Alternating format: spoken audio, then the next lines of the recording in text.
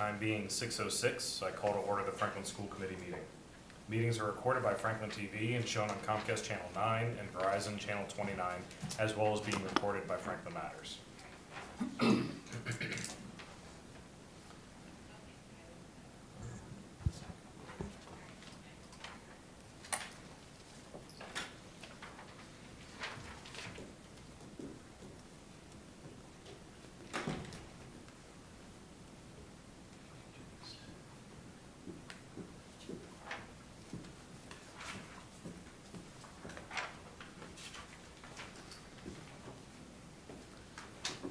Of note, at the end of this meeting, we will be going into executive session and will not be returning to open meeting.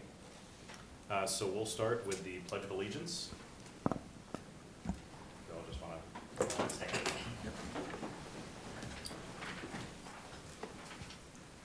I pledge allegiance To the flag of the United States of America and to the republic for which it stands, one nation, under God, indivisible, with liberty and justice for all.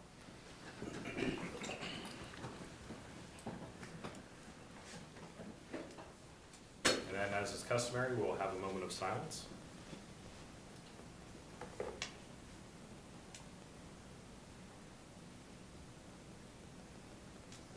Thank you. Okay. Routine business, review of agenda. Agenda look okay to everyone? Yes, sir. So I have a motion, we could maybe move some things around and push some things away, so. So you're talking about like moving around discussion items versus? Yeah, exactly, I was thinking if we could take up discussion action items and consent agenda before we get into the budget meeting, and then maybe postponing good of order, discussion only items, and info matters until next meeting. So let's go ahead and do the motion, then we can discuss everything. Okay. Yeah.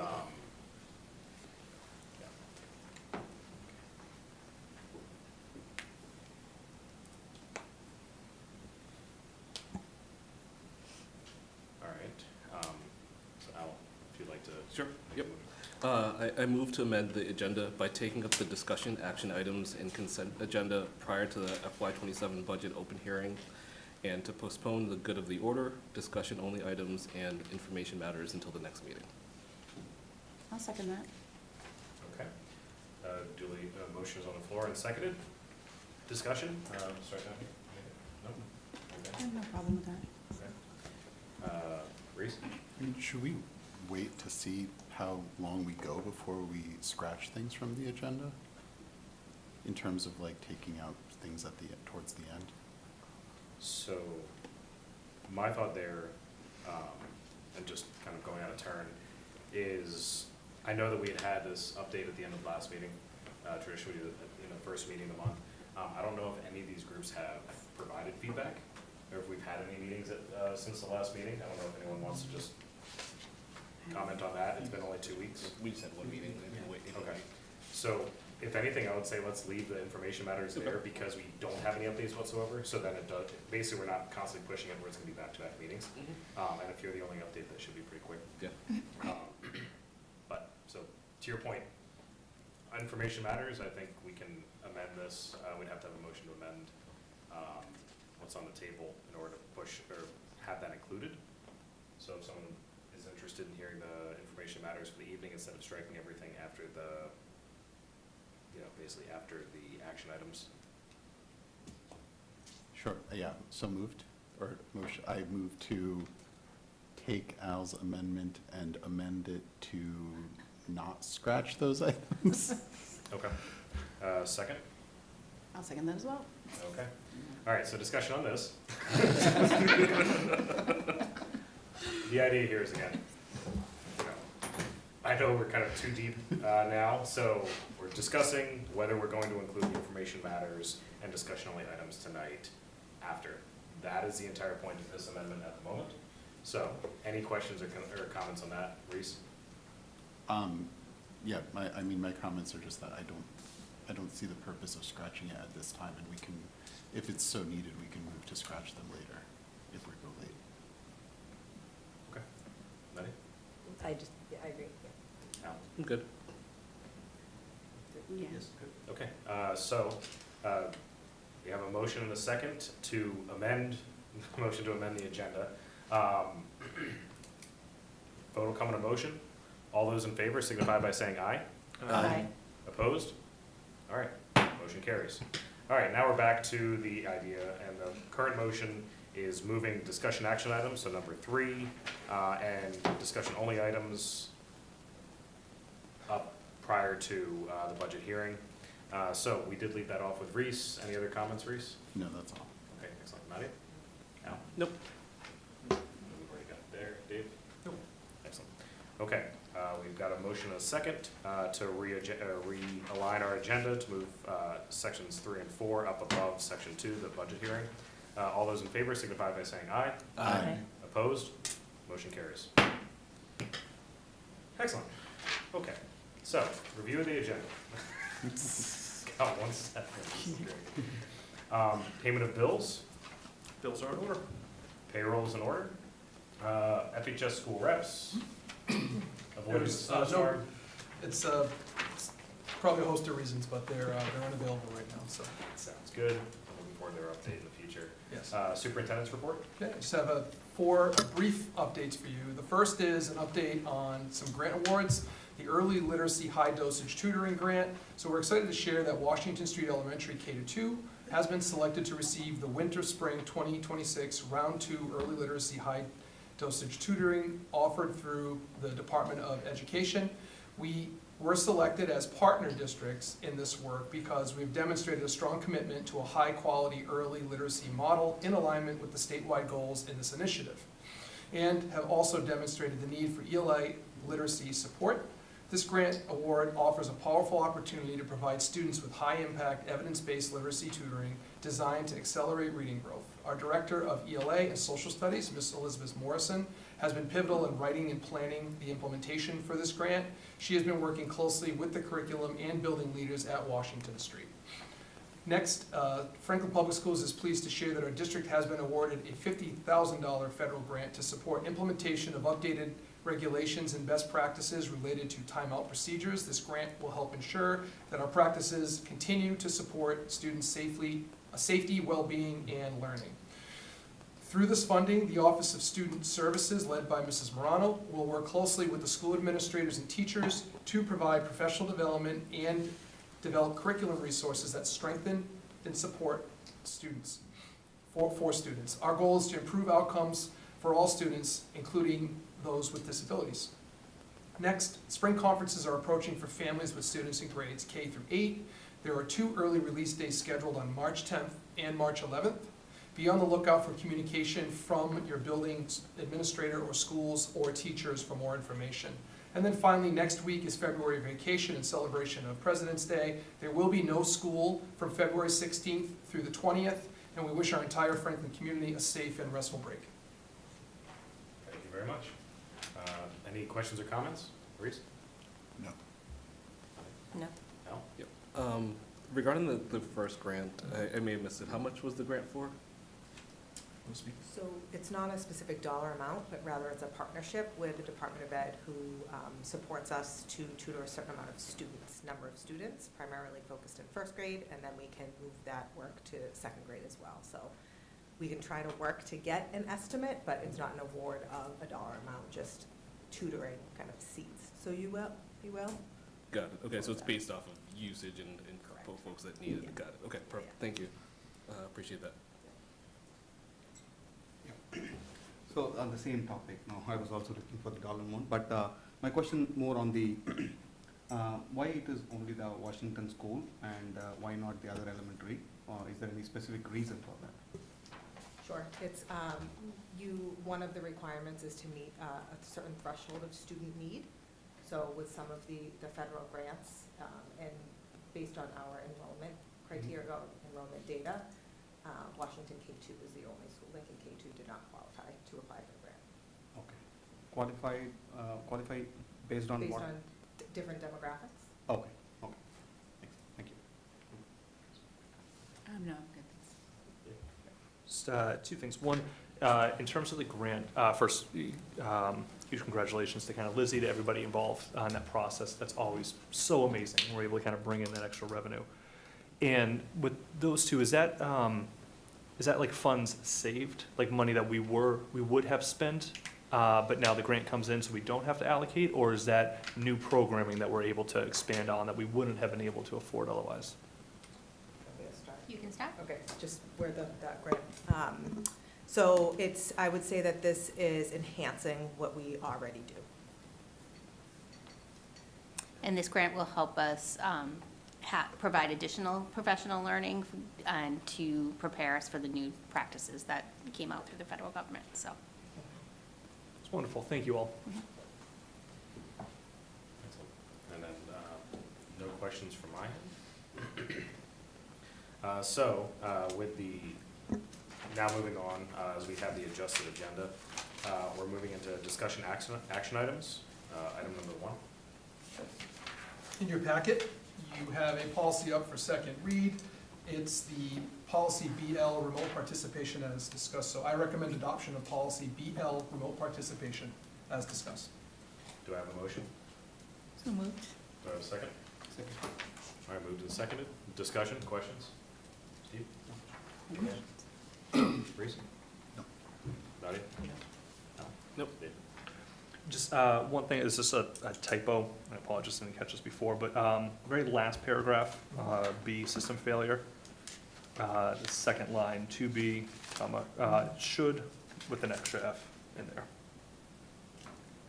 If we could just, before that kind of goes live, just, otherwise, perfect. Yep, we can see it. Thank you. All right. So the vote will come in a motion. All those in favor signify by saying aye. Aye. Opposed? Motion carries. Thank you. And we'll make that correction before we post it. Awesome. Next, in your packet, you have a Chapter 70 Arts and Music Letter of Support. I recommend endorsement of the letter to the state legislator in support of a Chapter 70 funding allocation to directly support the arts and music programming across all Mass public schools. So moved. Do I have a second? Second. Okay, moved and seconded. Discussion, questions? Reese? I think it's a great letter, but no questions or other comments. Nadia? I agree. I think it's well-written, and I'm excited to support this. Al? Yep, same as well. I guess, what can our residents do to help support this as well? So I think, that's really a great question. Reaching out to our representatives is a big step, as this bill continues to work through the overall process. Engagement and making sure that people know how much it matters to the residents of the town would be really critical. I don't know if there's anything else from your end that would be helpful for the residents. For the residents, I'd say, I think you nailed those pieces. And once this letter is official and it's a part of advocacy, it can be shared, posted online. You can post it through your different channels, through social media, to try to gain some. And I also know there was an expressed interest from the town council in engaging with you in partnership to support this. So I think that's another avenue to try to help bolster community support in Franklin for this type of initiative. I think that's a worthy collaboration in the future. Yeah, and I think we'll definitely include this in the newsletter just to drive awareness. Is it overstepping to have this shared in any district communications?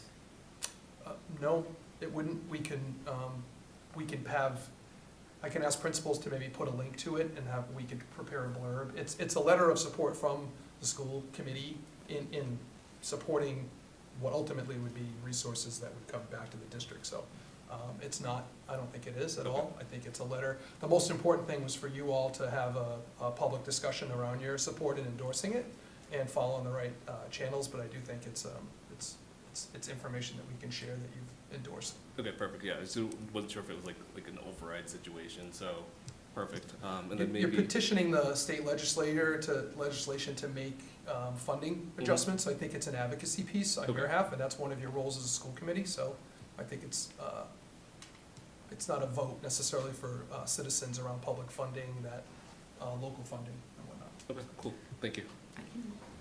If I may, through you, Chair.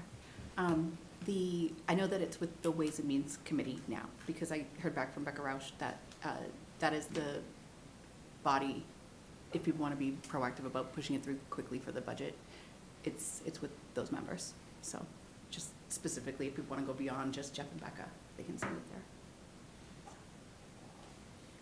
Do you know who we would contact on the Ways and Means Committee? I just sent it to everybody. Okay. Yeah, their emails are up there. There's like 20 people. But yeah. Anything else? Al? Nope, that's it. Thank you, Stephen. So is there a recommendation for the percentage from our side?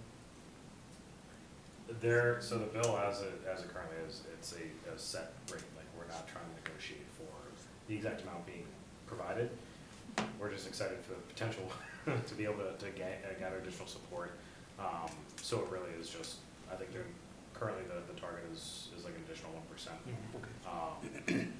That is, All right. at this point, it's all extra compared to where we're at right now, so it'll be greatly appreciated and really, really helpful for us to be able to support more. But yeah, I think we're trying to keep this just getting this across the finish line. Yeah, just for my understanding, what would be the next steps? So after this, basically, we have the vote. If it does pass, then we then send this on to Becca Rausch and Rep. Roy.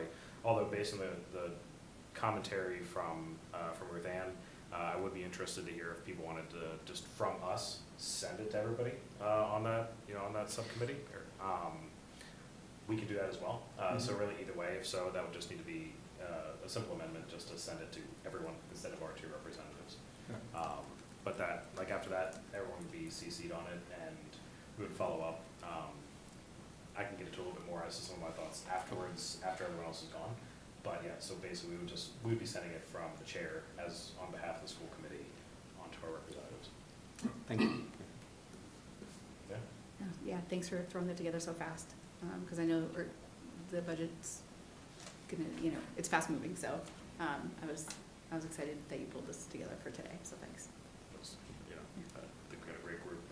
Appreciate the input from everybody on that front. Did you want to send this to a broader? I don't see why not. Like, the more noise, the better for me. You know me, that's my personality. So, yeah, I would make a motion to at least send it to the chair of Ways and Means, if not other members. Do you want to do all of them, or do you want to do I think you could just decide, I don't know if you have to vote on who you send it to. I think you have once it's approved and endorsed by you as a full body, Right. you can Okay. decide how you want to do it. Like operationally, how do you want to push it up? Okay. Okay, so just retract the motion. Retract. Sorry. Yes, Thank you. no problem. Excellent. Dave? No, this is, yeah, fantastic, because it's like an increased allocation of 1% to Chapter 70, with that one dedicated to the music and the arts. So it's fantastic. It's not a zero-sum game. It's just a push for additional money and then that direction of where the money should go to. Huge kudos to Ruth Ann for moving so hard on this and kind of getting this up, in everyone's faces right out of the gate. Like I said, you make a lot of noise and you do good doing that. So this is fantastic. Well done. And, again, thanks, and it was, it's a very important thing, and I think it goes to show just how important that kind of advocacy, even within the school committee, is, the great point made, Dave. And also just everyone for being able to provide their thoughts here, in support is really great. I do also want to call out, kind of the continued response to you, Stephen, about what happens next. At our town council meeting this past week, we did actually have a discussion come up talking about supporting this in a similar way and actually collaborating and working on this as a whole unit. And we'd actually gone back and forth a little bit with that. The thought process was that we as a school committee leading in this regard would be great, speaking out to everybody, making sure that it's very clear where we stand, and then coordinating and collaborating with our colleagues on town council to send kind of a town-wide letter in the future. So most likely, we're gonna see, another one of these, if we are able to coordinate with our town council. But that is kind of the next step here, is trying to amplify that message, make sure everyone's on board and understands, and really seeing that kind of cohesiveness between the two bodies where, yes, it is very impactful for the schools, but I think the town, the town council, I know there's quite a few people on there that are really passionate about the arts and music. So it's important to them to make sure that we're also getting this funding, and I know that for them it matters a lot to make sure their schools are well supported. So that is gonna be kind of the two directions. Send it off as it is right now, and then work with our town council to create kind of a deeper, more impactful, collaborative letter. Awesome. All right. So, seeing no further discussion, vote will come on the motion. All those in favor signify by saying aye. Aye. Opposed? Motion carries. Great. So then on to discussion only. So, as is customary, you have the monthly financial report in your packet. We're happy to answer any questions on that if you have them. Any questions? Nothing at this time. Please? All right. Yeah. You can continue to anticipate those the first meeting of every month Yeah. is when those reports come up. Excellent. We appreciate it. Yep. All right. So, now into the fun part. Okay. So now we're gonna be moving into the budget hearing. So this is an open hearing. Just Yeah, so real we- quick, sorry, Dr. Griffin. Just consent agenda, was that, are we waiting to do that, or, I can't remember how. Oh, yeah, consent as well, sorry. The original, the original motion had it in it, and then the amendment was to pause and decide, It was just to not scratch things at not this time. scratch it, so. Rearrange, but don't Originally, scratch. it was asked to be moved forward, so. Good catch. Got it. Okay, so let's go ahead through the consent agenda then.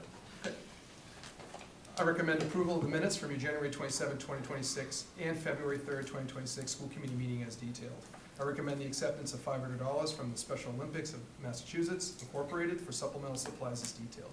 I recommend the acceptance of $500 from the FHS mock trial field trip as follows: $200 Elizabeth Mullen, $100 Family Legal Partners, and $200 Franklin Law Group. I recommend acceptance of $5,238.85 for FHS as follows: $4,554 for Music Boosters for in-house enrichment, $558 for Soccer Boosters field trip, and $126.85 from Ohio Pile for supplemental supplies. I recommend approval of the request of Christine Souza, Lincoln Street K-2, to take second graders to the Roger Williams Zoo, Providence, Rhode Island, on May 8th, 2026 as detailed. I recommend acceptance of $10,775 as followed: Lincoln Grade 2 PCC $2,000 field trip, Lincoln 3-5 PCC $2,400 field trip, Lincoln 3-5 PCC $6,375 field trips. Do I have a motion? So moved. Do I have a second? Second. Discussion, questions? Just one question on the Lincoln gift. So Lincoln 3 to 5, there are 2 line items. What is the reason for that? Different grades for different field trips, so it says 3 to 5 because that's the school, but that could be a third grade and then a Okay. fourth grade. Oh, Good question. Okay. Nothing at this time. Thanks. Reese? Nadia? No. And just a huge thanks for everyone, the organizations, the businesses, all the PCCs and the families that contributed to kind of make all this happen. We see it, it's in the consent agenda. It's kind of, it comes in, it comes out, voted in one block. But it's just every dollar is so meaningful to kind of give a great educational experience to our kiddos. Thank you all for who those contribute. Appreciate it. All right. Seeing no further discussion, vote will come on the motion. All those in favor signify by saying aye. Aye. Opposed? Motion carries.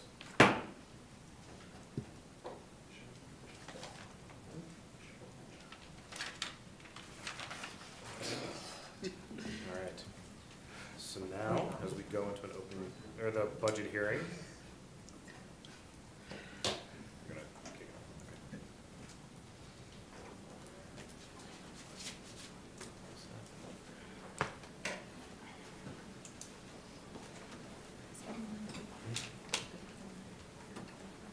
It should be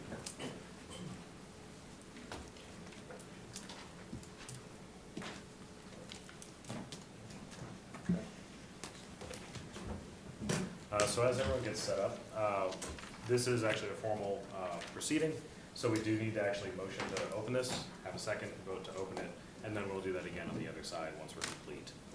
So do I have a motion to open the school committee budget hearing? Move. Do I have a second? Second. All right, move to second. Any questions, discussions? Seeing none, roll. Oh, actually, for people who are on Zoom or in the audience here, how do they participate in the open hearing? We'll provide an opportunity for them to participate after we've had, basically, we're gonna go through all the line items. We'll be able to place holds as a committee as requested. And then we'll go back and we'll look to resolve those holds, and it'll essentially act as a pseudo discussion kind of throughout the entire process. At the end, once we have everything in front of us, that's when we can just kind of open things up for discussion, questions, answers, and also provide an opportunity for the public to engage at that point in time. We have one person here in the room, so for them it's very easy. For everybody else, it would just be a matter of raising the hand on Zoom, and we'd be able to go down the line from there and just be able to call people. And we can then basically, if they get promoted to a participant, they can then unmute, come off camera, and ask the questions they have. Again, focusing those, it's gonna be on topic, you know, talking about our school budget, the things that we're discussing tonight. Things off topic, we'll just, we basically won't be able to address, we can't do that in public hearing. And then, if there are specific questions, they can be directed through me to our staff. That's kind of one of the unique things about the budget hearing here. And then afterwards, if there are any kind of closing points or details we can discuss, or, you know, basically close the hearing, and are able to move on. Very good, thank you. If I may, yeah. Maddie? I got a couple of messages asking if there's anything online that people can follow, or if they just can see it here on the screen. Is there something posted that they can open yet? We can post it. Okay. It's actually, because we have a small slide deck of only about 600 slides. No, no, there's 9 slides. It's a primer, just a buffer to kind of recap kind of where we are. Okay. And then what we can do is go through the line by line. There are printed copies in the chamber, just Okay. for the record, but what we can do is, do we have the ability to post that? No. We can, I mean, if we're flipping through it with Zoom, people can see it close enough and screenshot. Sometimes it's hard on the television, but if someone's on the computer, they should be able to. So you'd like to have the line by line up on the screen? Yeah, that's how interested in the budget people are, apparently. that's understandable. Yeah, let's. I like it. Think of.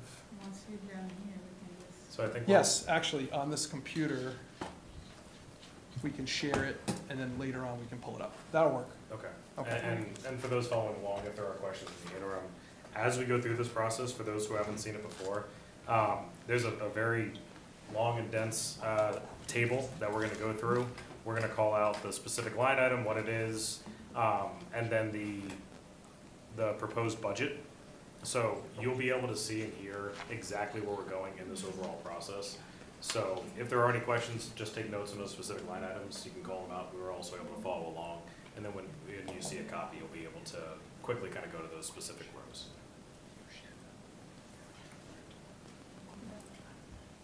Okay.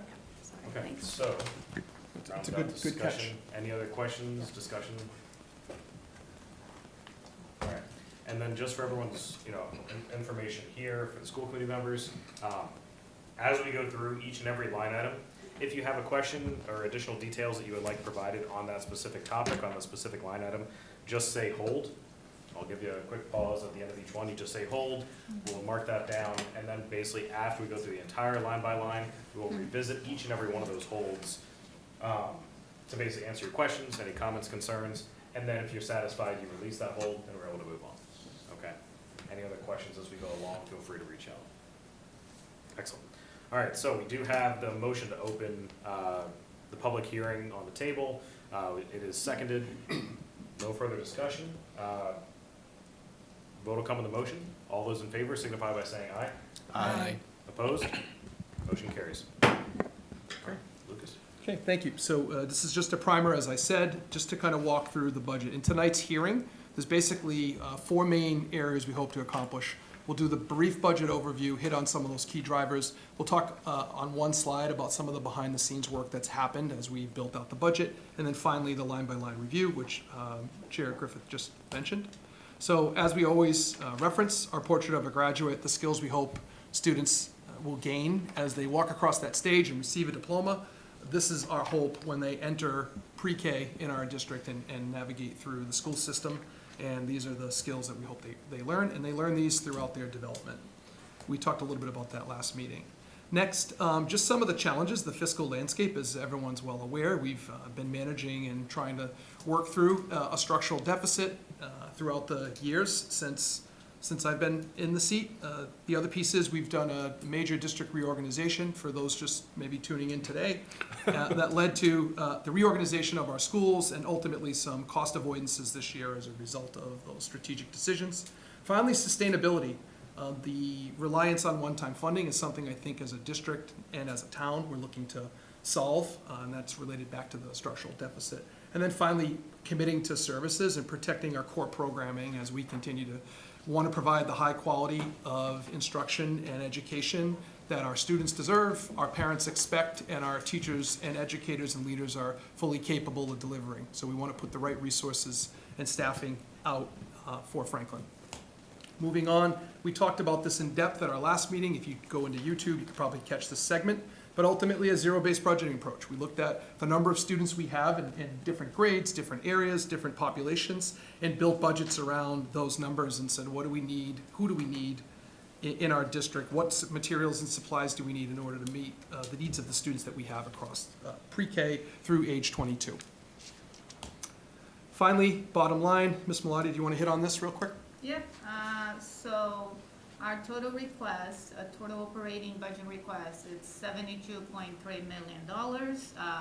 From that, salary represents 1.8% of it, and the non-salary is about 5 3/4. When they are combined, they represent a total 2.5% increase over FY26. We did, as you may recall, we had a meeting last week, a special meeting on February 3rd, where we discussed moving health care benefits, costs, and associated funding out of the school's purview into the town's health benefits line, Department 910, which you all approved, so we took that amount out of our budget request. And the three drivers at the bottom. We are a human business. We educate students. It requires humans staffing. It requires us to meet the regulatory requirements and compliance factors as well. And then also just operationally, how are we supporting learning across the district in a variety of ways? That's basically what the Franklin Public Schools budget, and actually all budgets in Massachusetts for school systems, are made up of. So in order to what's required in order to maintain a level service. Ultimately, I talked a little bit about the first two already.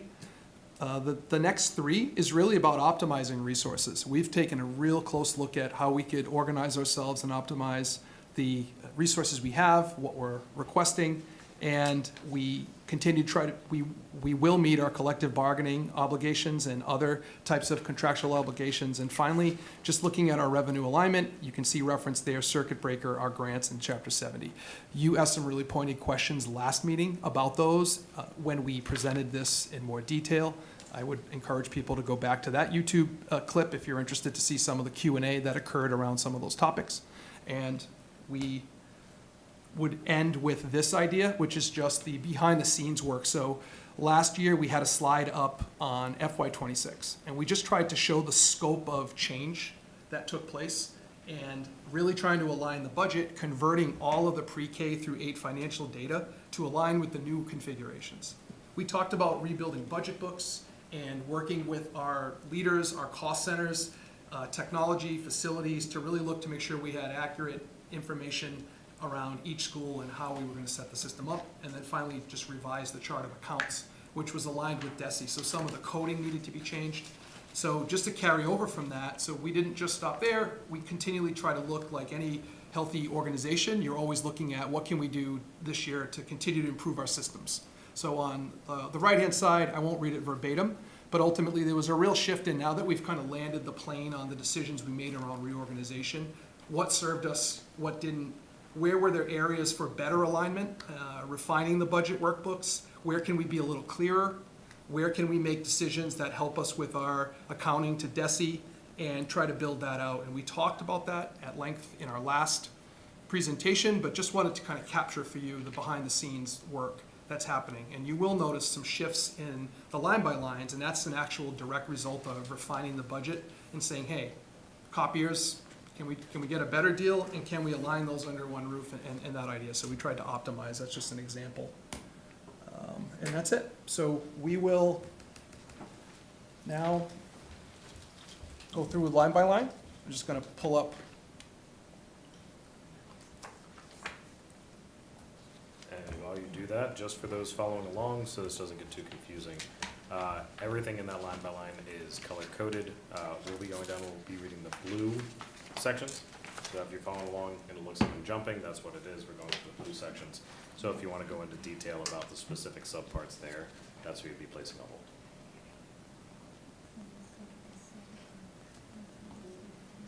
Right here? Perfect. I will do my best to move this along, but I'm going to focus on Q&A too, so I'll do my best to keep us on track with where we are, okay? And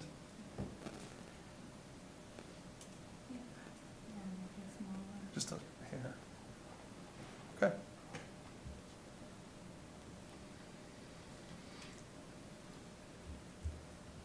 All set. All right, here we go. Line 1110, school committee total, $14,550.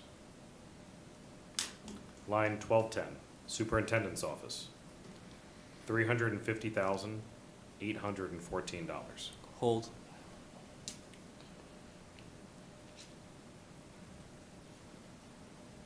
Line 1220, assistant superintendent's office, $182,361. Line 1230, district administration, $39,100. Hold.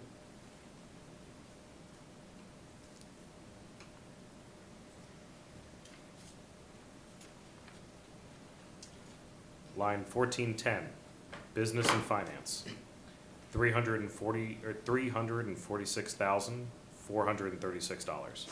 Hold.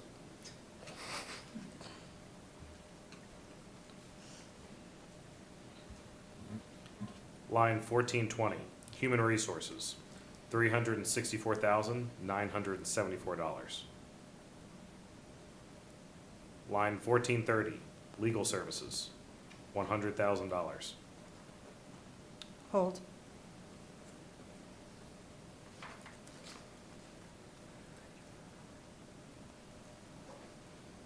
Line 1435, legal settlements, $203,393. Hold.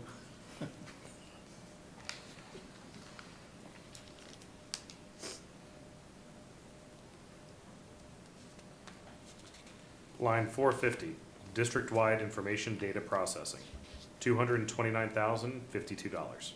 Hold.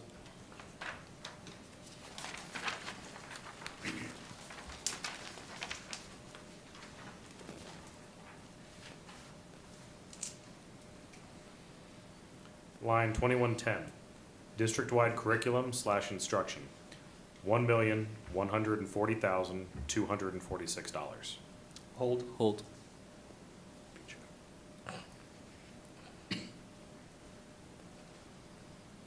Line 2120, department head/team chair, $1,933,984. Line 2130, instructional technology leadership, $306,568. Hold. Hold.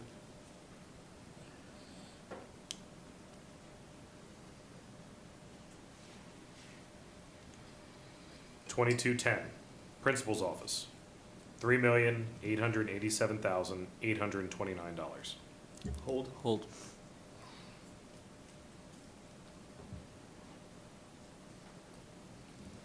Line 2250, administrative technology, $0.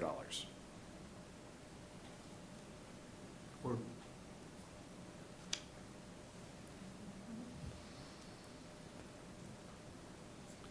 Line 2305, teacher's classroom, $25,780,245. Hold.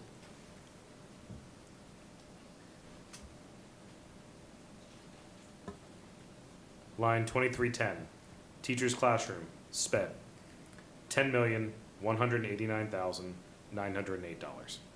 Hold.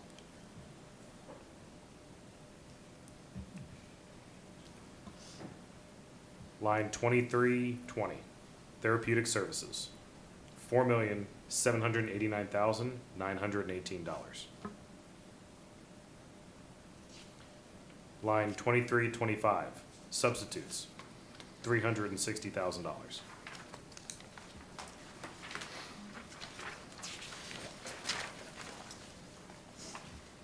Line 2330, educational assistance, $4,715,647.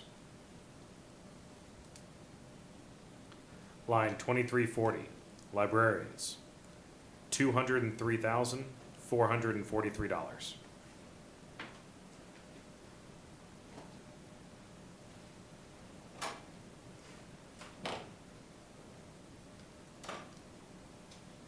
Line 2352, instructional coach, $1,839,115. Line 2354, instructional coach stipend, $124,264.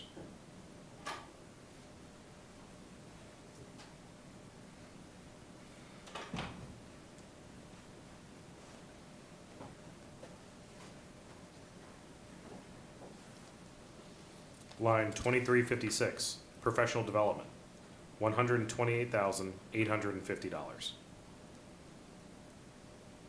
Line 2358, vendor professional development, $37,425. Line 2410, textbook media materials, $150,592. Line 2415, other instructional materials, library, $9,940. Line 2430, general supplies, $254,745. Line 2440, other instructional services, $1,500. Line 2451, instructional technology, $35,035. Hold.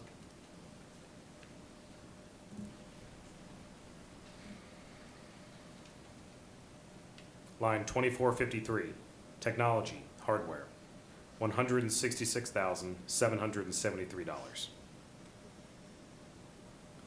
Line 2455, instructional software, $140,822.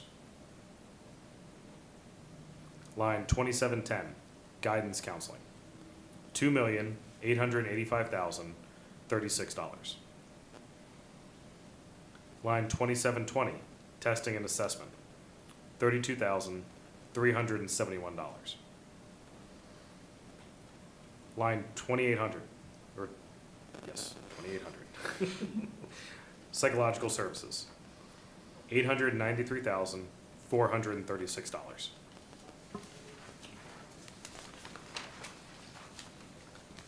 Line 3200, medical health services, $1,248,467. Hold.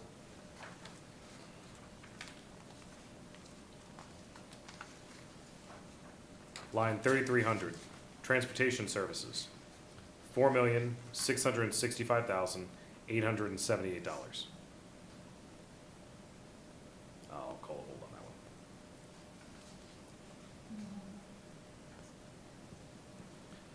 one. Line 3510, athletics, $1,005,344. Hold.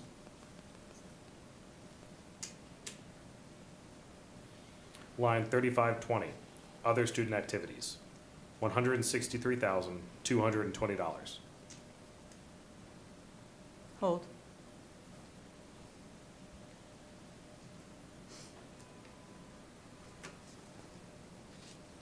Line 4130, utilities, $12,960, $960. Line 4450, technology maintenance, $1,093,019. Line 5200, fixed charges, insurance, $15,000. Line 5500, other fixed charges, $62,000. Line 9000, out of district, $9,673,034.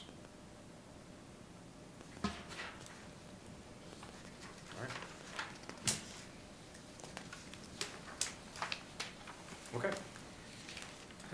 So, appreciate everyone following along with that. Hopefully, everyone is still awake.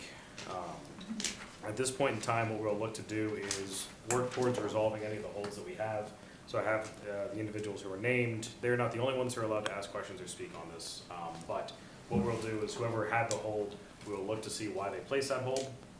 Discussion will ensue, and then we'll be able to follow up on that as needed. So first off, line 1210, Superintendent's Office. Al? Yep. So, one, thank you for the reductions across the board for the most part. Can you kind of speak to like the reductions in the other expenses, like what was reduced? Sure. Do you want me to start, Jana, and then we can?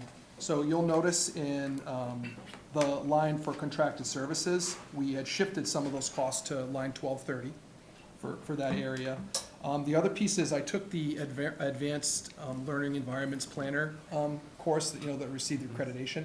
I'm no longer in that program, so those costs were reduced as part of not needing any of that in the budget. And then finally, we shifted some materials and supplies. You'll see in line 1210 where some of the adjustments were made because they fit better where they were categorized. And I don't know if you want to expand a little bit on the detail. So when you see the notes under the 1210, costs moved to the appropriate line, district administration. This is line 1230. You can see the costs associated.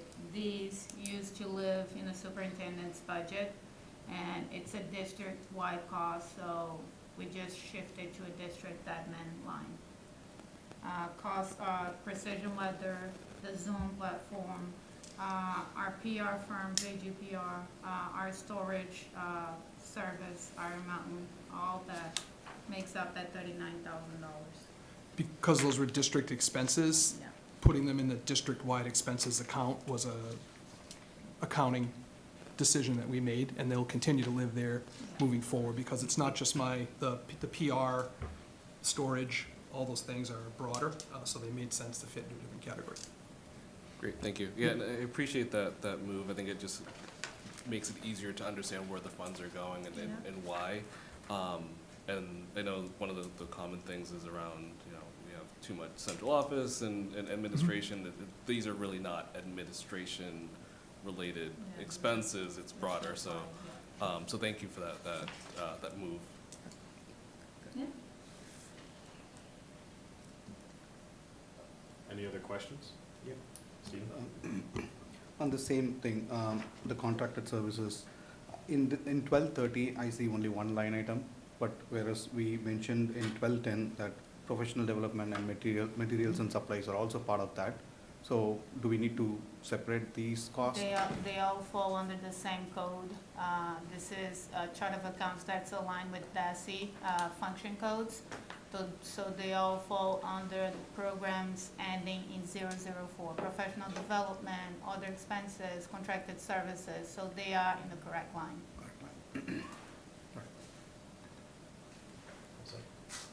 Any other questions? No? You satisfied? Yep. All right. Excellent. It's like Big Hero 6. Are you satisfied with your service? It's great. I'm looking for it.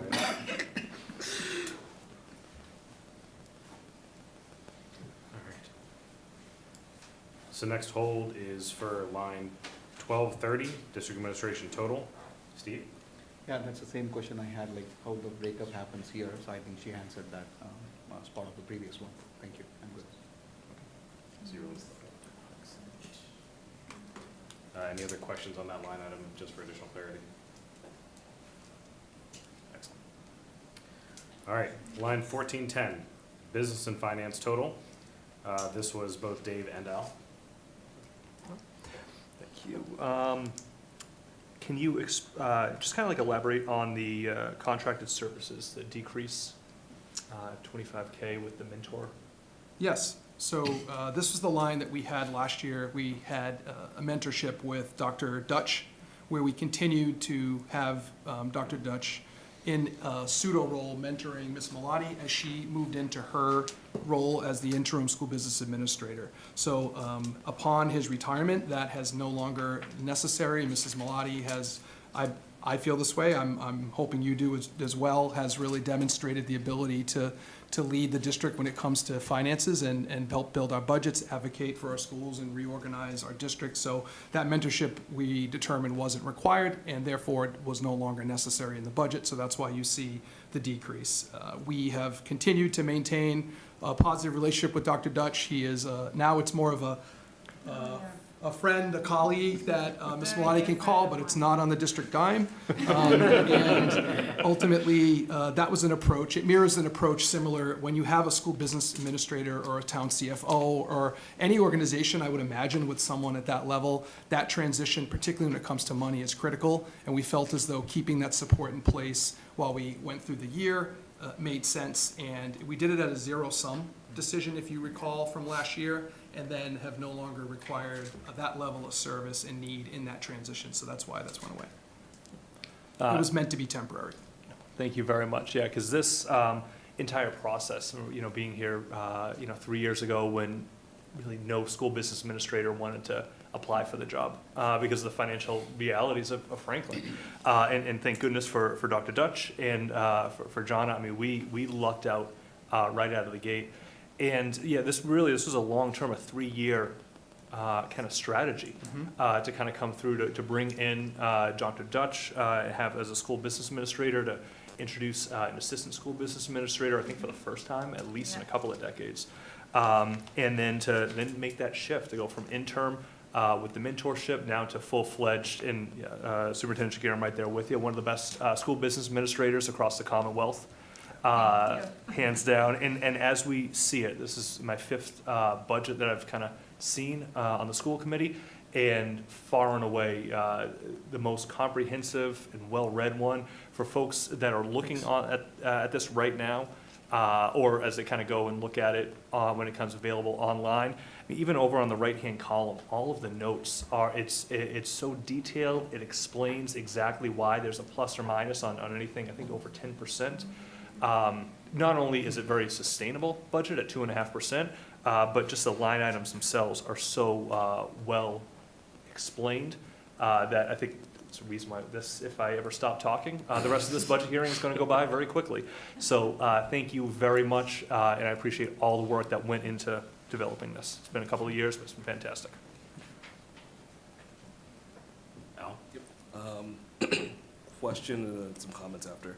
Can you elaborate on lines item 60, other expenses? So it's a decrease in postage and travel reimbursement, but can you speak to a bit more on that? Yes, so we currently have postage machines throughout the district. We have one here in central office, and we do not need extra funding for FY27. What we have loaded into the machine is enough to carry us through another year. And the decrease in travel reimbursement is at the finance office. We all have a membership with MASBO, and we go to an annual conference in May. I used to stay at a hotel and get reimbursed for it. Since I am living in Franklin now, closer to where the conference is, I would just drive back and forth. So that will cut costs as well. You're a resident. Yes, I All am. right. Invested. Yes. Okay, thank you. And I think, just like as David said, we've been through a lot of these budget cycles, and we've heard a lot of FinCom meetings and questions of really how do you think outside the box, and you all are doing that and making the cuts. Sadly, I mean, the cuts are small because these are not large expenses to begin with, but you're looking and turning over every stone. Oh, yes. So definitely appreciative of just the financial awareness and being very good stewards with the community's dollars, because we want it to go to the students, and if we can get it to go there, then that's where we get the most return. Even at a sacrifice of having to drive more, so, but thank you. But just to echo my colleague as well, the growth for you and the time that you've been here, we've knocked it out of the park with you. Thank you. In terms of being the assistant business administrator, working under Bob Dutch, taking over, having him as a mentor, and then running this on your own. I mean, if you look at a budget book from before our term, I think you'll see the night and day difference, and the folks probably should just, if you're bored, to just take a look, just to see the improvement of this and the transparency, and especially when it comes down to people's monies. You want to know where every cent is going, and the work that you do and what you put out should be emulated by all others. So thank you. Thank you, I appreciate it. Any other questions or comments? Okay, you need to release your hold? Yep. All right, next. All right, line 1430, legal services. Nadia? We're going to move along even quicker because I forgot my glasses tonight and meant to flag 1435. Unless anybody else has questions. So you're, okay. Do you release the hold though? I released them. Okay. Just Jessica? 1435. Yes. All right, 1435, legal settlements, Nadia, Steve, and Al. So Nadia, do you want to go first? Sure. I just had some clarification on that line. Do you want me to? Yes. All right.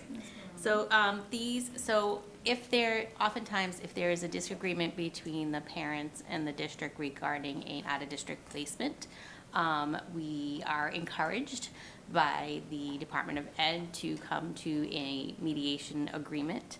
And often what we do is that we write up these settlement agreements, and in the long run, it would, it brings the two parties together. So I can't go into any further details, obviously, because of confidentiality, but. So these costs were previously budgeted in a tuition line, the 9,000s. And I would just make transfers throughout the year to cover the balance on this line, on line 1435. So in FY '27, the idea is to just budget the cost out of there. So we don't have to be making any transfers, multiple transfers throughout the year. Thank you. Steve? So, why there is a huge spike there in the number, because it's from 18K to 203K? Is there any So- specific reason for So that? that's why up until FY '26, we used to budget all this in line 9,000, the tuition line, and would just move the money to the 1435 throughout the year. I submit 3-4 budget transfers throughout the year to you guys, and the chair approves it or asks questions if necessary. So to cut that, we are just budgeting straight out of that line. So we don't have to do the transfers. But the funding was budgeted elsewhere previously. All right, thank you. Yeah. And Al? Yep. And once again, thank you for doing this. I think it's transparency, combining it versus it being in different Yeah. places. It's easier to see. Is there anything that can be done to reduce this expense? It's surprising to see how much it is when it's all together. We do the best we can to come up with agreements between the district and the parents and guardians when there is placement decisions that have to be made. So we continue to work collaboratively with our parents, and then there's times where, it's our good faith effort to find an appropriate placement for the student, so. Understood. Thank you. Reese? Is the amount budgeted here just to cover existing obligations, or is there any amount that is budgeted in anticipation of potential obligations that may arise during the school year? It is to cover existing obligations. Very Because good. again, we do everything we can to work collaboratively with parents. Of course, yeah, thank you. Anyone else? I would just ask, I would think with mediation, there's a significant savings as opposed to having legal representation in courts, so. Correct. We Just go to through point the that out. dispute process through DESE, through the BSEA. Mhm. However, we're always encouraged to work together collaboratively with the parents to come to a resolution. Right. So It could be a lot higher, I think. it could be, yes, if we go through the BSEA process, hearing process. I'd say this isn't unique to Franklin Public Schools No, either. I think it's not at all. districts across the Commonwealth, but certainly, we take this, obviously, we take all of these decisions very seriously, particularly as kind of fiscal stewards for the budget in Franklin Public Schools, and ultimately, these are the unique cases, rare cases where this happens over time. This isn't all in one year where something happens where it's just, these are things that sometimes evolve, but it's not a frequent thing either. And as always, our goal is to ensure that the students' educational needs are being met, so. And, just a comment from me on this, Al actually touched on it, the transparency here, I know there's additional work to make sure that you're actually pulling everything out, not just doing the same thing each year and saying, great, we've always put it there, I'll just type in the same line again, we'll make transfers around. I think there's a lot of cleaning up, and that's kind of the theme so far for this entire first page, is making sure everything's in the right spot, for the sake of transparency, so when people are asking what, where are these, where are the legal expenses, where are any of these settlements that, are in existence, we don't have to say, oh, they're tucked in over here just because it's easier. Every single thing is gonna be very obvious and transparent, so anything that you see, that's really kind of the way to view it, for anyone watching along, is that a lot of work went into this, to make sure that it's as accurate as possible, but each one of those line items now are gonna be, just, I think, a better representation of what is actually listed out, so. Okay, so we have 3 people with holds. Did they release their holds? So Al, Steve, and Nadia? Yep. Yes. Line 1450, district-wide information data processing. Al? Yep. Can you elaborate on the grant that's referred to in the notes on this one?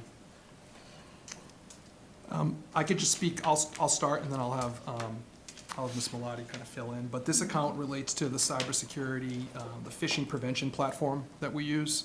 And ultimately, the annual cost is approximately $70,000. As you've probably made aware, throughout the country, cybersecurity and phishing can be quite costly when you're caught in a situation where you're not prepared. So the technology director has worked to secure the Know Before grant that fully covers the software costs for the year. So it's for 1 year, but we'll take it, and it covers those particular costs. In addition, the wireless access point licenses that were previously included in the FY26 operating budget were moved into the capital request plan. So that's where they were removed from the request. But ultimately, the grant was for cyber attacks and phishing, which is a real thing that we're trying to make sure that we're as prepared as possible as a district and as a town. I actually think that covers, is that for the entire, Yeah. the entire- schools yeah, and the town? Schools and town, yeah. Great, thank you. Yep. And is just a correct assumption, so it's 1 year grant, 70,000, so next year, barring any other increases, that's one that's definitely coming Yes. back. Yeah. And we would have to be paying for that unless we. Unless we find get it another way. again. Yeah. Okay. But once again, thank you to all the folks that, you can say, folks are looking for grants and seeing how we can save funds and get things at least a reduced cost for a year until we can figure things out. So appreciate the work, because I know requesting a grant is not just filling out an easy form. There's probably a litany of things that needs to be done and proved out before we can even get approved. So thank you. Thank you for saying that. Any other questions? Good. All set.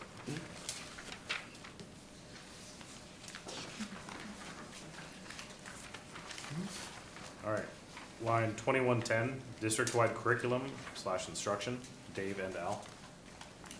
I appreciate it. Can you just elaborate on the addition of the one teacher for the visually impaired? Oh, yes, sorry, processing.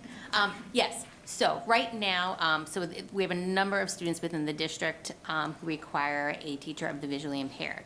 So right now, presently it's in our contracted services line because we contract with area collaboratives and other agencies like the Carroll School and the Perkins School for the Blind to provide those consultation and direct services. With the higher number of students requiring this type of related service, we are this year going to try to hire our own staff member. We had this years ago, before I was in this position, but they're a needle in a haystack to find. There's not many teachers of the visually impaired out there, but we're gonna do our best to find one, and actually have that person on staff to provide those services, which we believe will be much more budget friendly. So, however, if we can't find someone, then that money will line will transfer back to contracted services, that allocation. Okay. So, but we'll do our best. No, that's fantastic. I remember a couple of years ago when we were having trouble filling positions, and so we kept having to go back to staffing and to subs, to temp agencies, yes. and it was so much more cost. We were Yes. spending a lot more money for that one individual, so that's fantastic. And then so these are 4 students with visual impairments. Correct. Is this a service that we can just say we don't want to provide for these No. students? No, it is a related service that that a student requires to access the curriculum in their educational environment. I know this is something that Paul and I often kind of talk about, that, it's not just that there's a moral obligation to teach all of our Franklin kiddos, regardless of kind of where they are, but it is a legal requirement to be able to do this, and that there are these costs associated with the moral and the legal responsibilities that we have. So, Correct. thank you. You're welcome. Can I just add one piece? Strategically, too, it creates a cost control mechanism. If we do have additional students that require this service, having someone in the district who can serve in that role allows us to control some of those costs if we have someone who's licensed. These require someone with an advanced degree with experience, so commensurate with that is looking at our teacher salary grid and making sure that we're marketing to the position and the role, but there's ultimately the ability to look in the future if more students require that need. Those are things that would just be increasing the contracted services line, but having it in-house. So knock on wood, I think needle in a haystack is a really good point, but as we put our best foot forward in this budget, that's why you see it listed as it is. In addition, if other districts require this service and this employee has time in their schedules, we could also contract out to other districts to provide the service and make some revenue. And be able to kind of get billable hours Yes. from other. So, but we have quite a few students, so we'll see. Okay, oh, wow, this was a lot more informative than, thank you very much, I really appreciate that. Yeah, and echo my colleague on the comments there. One of the things I think would be good, because you all do a really great job of bringing students in and showing the return on investment. Just like how we have the special education, if we get this person staffed, when we talk about that, show like, okay, yep, we spent, Yep. X for this salary, however, it offset all this extra cost. Just so people can understand that, sometimes you have to spend to save, as contrary as that may sound, but. Yes, agreed. It's important, and once again, just shows how you all are being creative, thinking outside the box, and being good stewards of the town's dollars. Thank you. Any other questions? Joe, release the whole?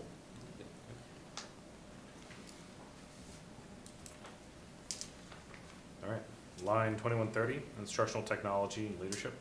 Al and Steve. Steve? The reduction of DLI positions, right? How are we going to mitigate that, those requirements? So this was not an easy decision, just to be clear, publicly to comment. I've been certainly, from my perspective, and I know my colleagues share this, I've been advocating for these types of roles that exist within the district prior to my job as a superintendent, prior to COVID. I think we've seen tremendous return on investment through three, but I would say through COVID, that became a real need to really transition to digital learning. but also post-COVID when we had failing smart boards and projectors, and we needed to move to touch views, which you were familiar. They were on the front line training our teachers as those devices were installed across the district, pre-K through 8 and into the high school. This work that they've done around the licensing and making sure that we have contracts for student data privacy from the ground floor have been great. We are now maintaining many licenses, but the upfront startup, these were really worthy investments. I would envision, if I was asked again for what would a healthy budget with all the needs met across the district, these would be back on that list along with other types of positions. That said, we took a look at the budget and where our context in Franklin and looking at that 2.5% and trying to make sure that we had other needs that you'll see you might ask about later in the budget to try to meet the needs across the district that we have in different areas. So we're trying to optimize our resources that we have. So these aren't easy decisions, and ultimately what we would need to do is reprioritize the work and communicate that out so people can understand the level of service and support in certain areas, and then redistribute some of the tasks involved with their role, which include not only student data privacy, but looking to support the tools that we've invested in that teachers are using, alternatives to tools that have become too costly, working with teachers in a variety of aspects. I think the emergence of artificial intelligence and some of the work that Dr. Rogers and her team are doing will look to do that in ways we've done in the past before we had DLIs, which was around some of the district committee work and things. So we are going to do our best to try to redistribute some of these responsibilities. It's a known decision that we're making just to move the district forward in ways in protecting some of the core services that we have across the district. All right, thank you. Okay, and just to clarify, so right now, as of this year, we have 5 DLIs and we're going down to 2? No, Oh, we 3? we had already reduced in previous budgets. We had 5 at our max at one time, post-COVID. And then we've slowly seen this slowly be reduced over time. And ultimately, those 2 positions would be gone from the budget. So we wouldn't have digital learning integrationists in the district. Got it, okay, so in essence, the program is eliminated. Yeah, the services that those folks provide would be, and Yeah. now we'll have to redistribute some of those core responsibilities to other folks within the district. Got it, okay. Yeah, and I agreed, I think in this landscape where we are in a digital world, our kids are carrying laptops instead of books, I mean, I think that the importance of this is significant, and agreed. If this would be something that we should be fully staffed, especially in the emergence of AI and how that's out there. For the DLIs that for this year, they're responsible for all schools, or like, I guess, what's the? Yeah, they were distributed, servicing all schools within the district in the capacity. I think that's a lot to ask of 2 individuals, but we've also, our programming has evolved over time. We now have instructional technology teachers at the elementary level, which we did not have pre-COVID. That's piece. The STEM work, we have a 5th grade STEM teacher. These are not the same roles, I want to be clear.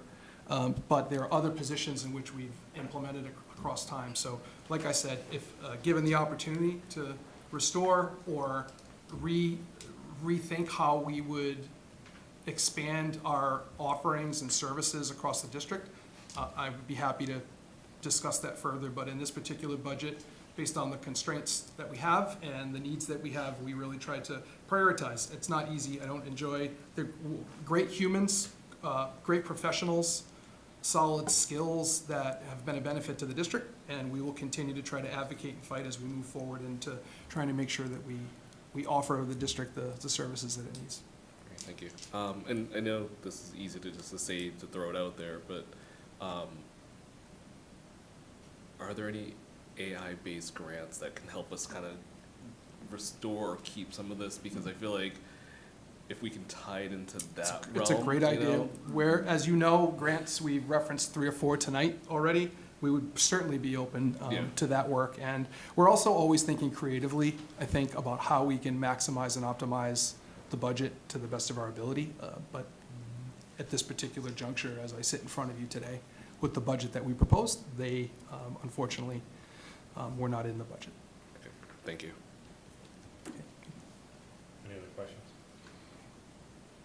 So I do want to take this opportunity to kind of cut in on a theme that is opening here and will actually be continued throughout the entire budget.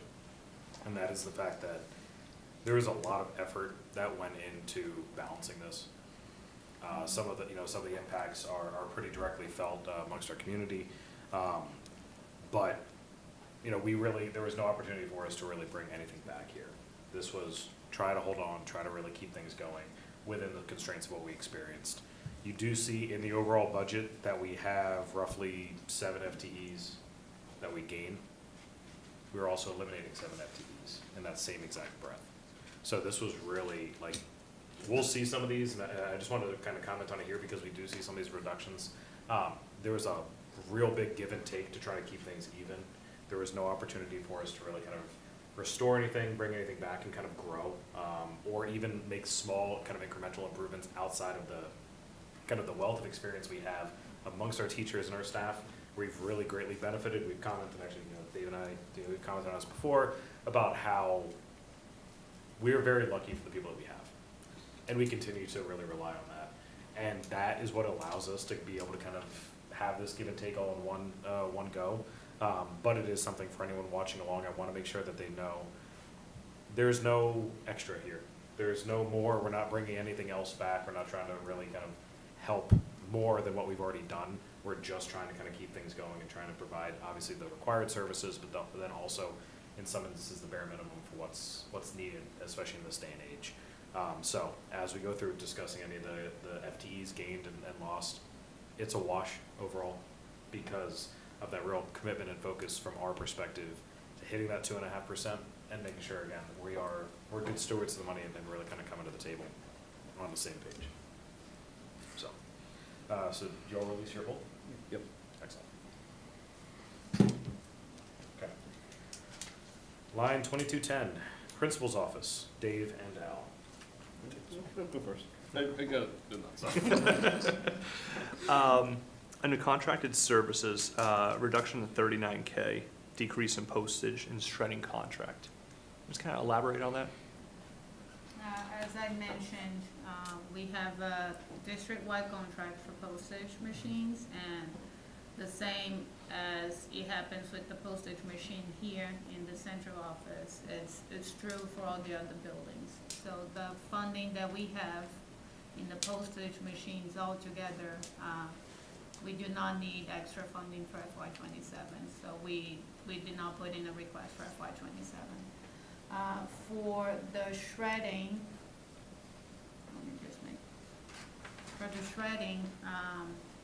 what used to happen, each building had its own contract, separate contract with the shredding company, and they used to do monthly pickups at their school schedule. The costs came up really high, so we worked directly with the vendor, worked out a district-wide contract. So it's one contract, covers all departments and all schools, and it gives us 53% back, so it's over half. Those are the savings that you guys see there. And that is fantastic. As colleague Al had mentioned before, in terms of, with some of the other reductions in the savings, it's a little bit here, it's a little bit there, but it truly starts to add up. I know it's a conversation I had with, I think I see her online too, but Councilor Jane Callaway Tripp, kind of talking about it's all those little things. You get a little bit here, you get a little bit there, and to kind of Paul's comment, when you look at the FTEs, 39K, that's about half of a teacher's salary. It's by doing all this extra work and kind of digging deep to try to find any savings. All of a sudden now you have an entire FTE that you just saved through the eliminations or cost controls that you're kind of talking about over here. And so it's so much extra work, obviously, than to kind of copy and paste and just kind of do what you're doing, than what, instead of digging deep, looking into this and trying to unturn every single rock. But it is an incredible value to all of our Franklin kiddos and the taxpayers as well. But thank you, appreciate it. Thank you. Any other questions? Yep. Oh, yeah. I just let him go first. Throw me off, and I just assume we're all set. No, but thank you for the explanation about the shredding, because that was a question I had, is like, how do they drop? And I feel like, once again, you are all turning over every rock. Would you say that the redistricting helped identify this kind of process of spending in different places? Yes, it definitely did, yeah. Okay, all right, so again, another gift that keeps on giving. I mean, we talked about $3.2 million of cost avoidance, but we're seeing things, whereas if you pay it at a higher level versus at individual sites, you're getting savings. And I mean, I think about it like, once again, the override. If we had passed the override, instead of people paying extra $1,000 for sports, we all paid a little bit, and we all get a lot of stuff back. So just things to think about, folks. But once again, commend you all for the good work that you do. The question, though, I have is around the student services admin. Can you kind of speak to what that role is and what's going to cover?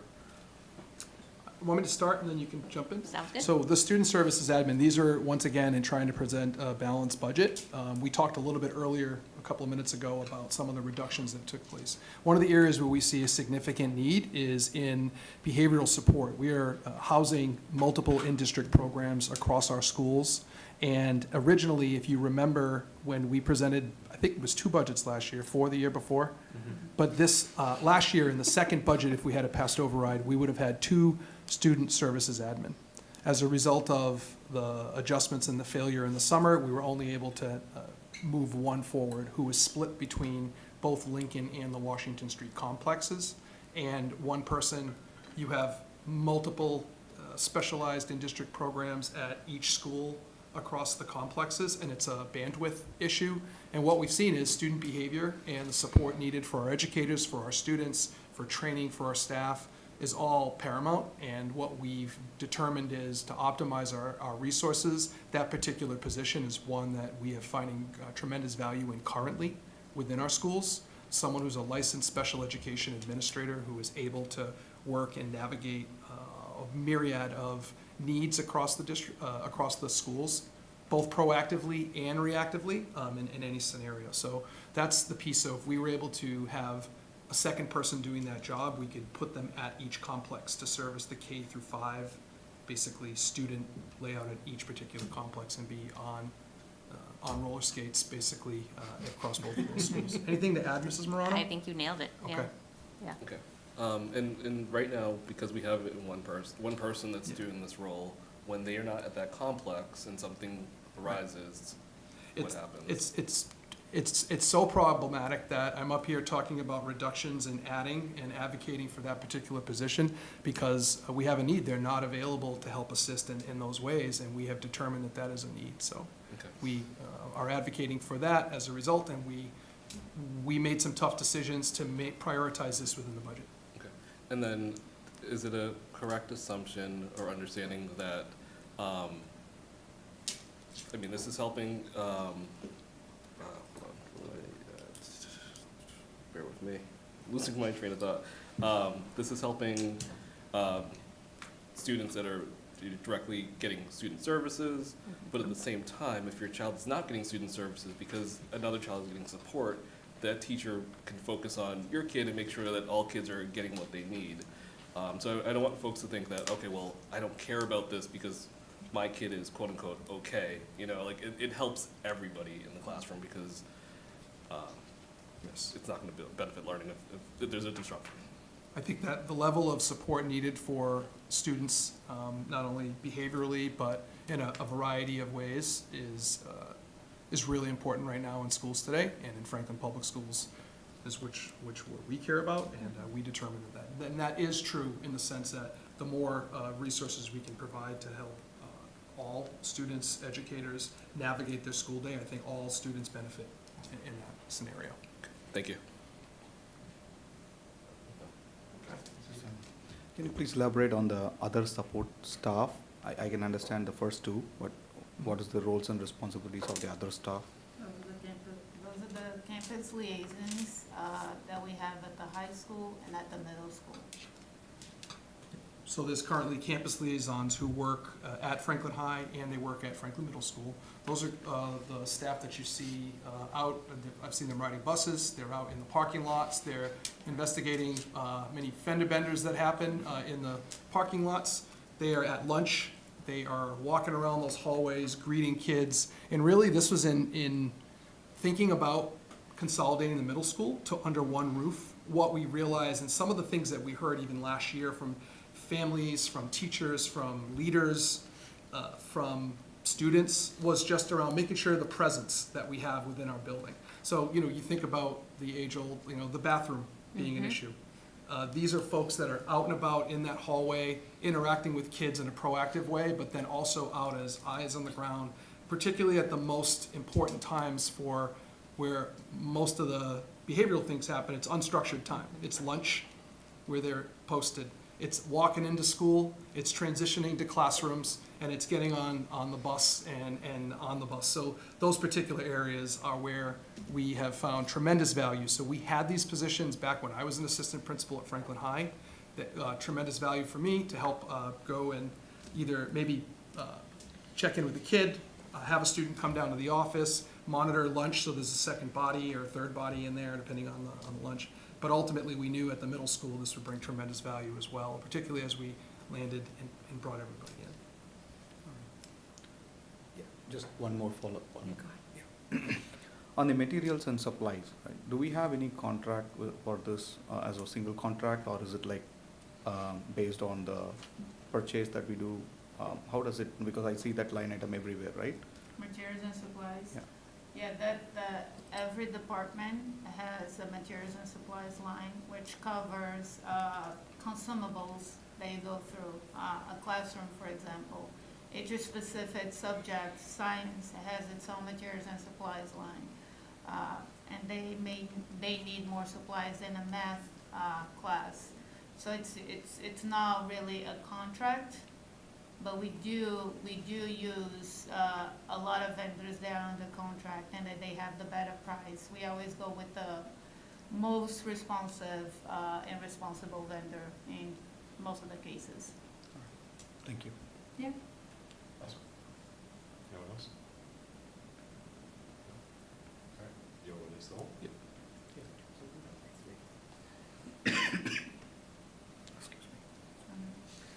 Line 2250, administrative technology. Steve? Sorry, I'm just looking for this. So it says shifted under the technology department, right? So what is the line item? It's 4450. It's the last page of this document. So if you go to both contracted services and materials and supplies under the technology maintenance 4450, Okay. you can see that those costs were added over there. It's the appropriate line because those are all technology related costs and they should fall under that function code, 4450.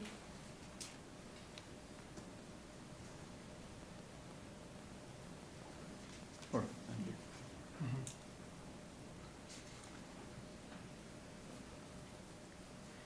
Is this a line that we share the salary with the municipal side as well? Is that like one of those agreements that we have, or is that just the director position? Not the 2250, Okay.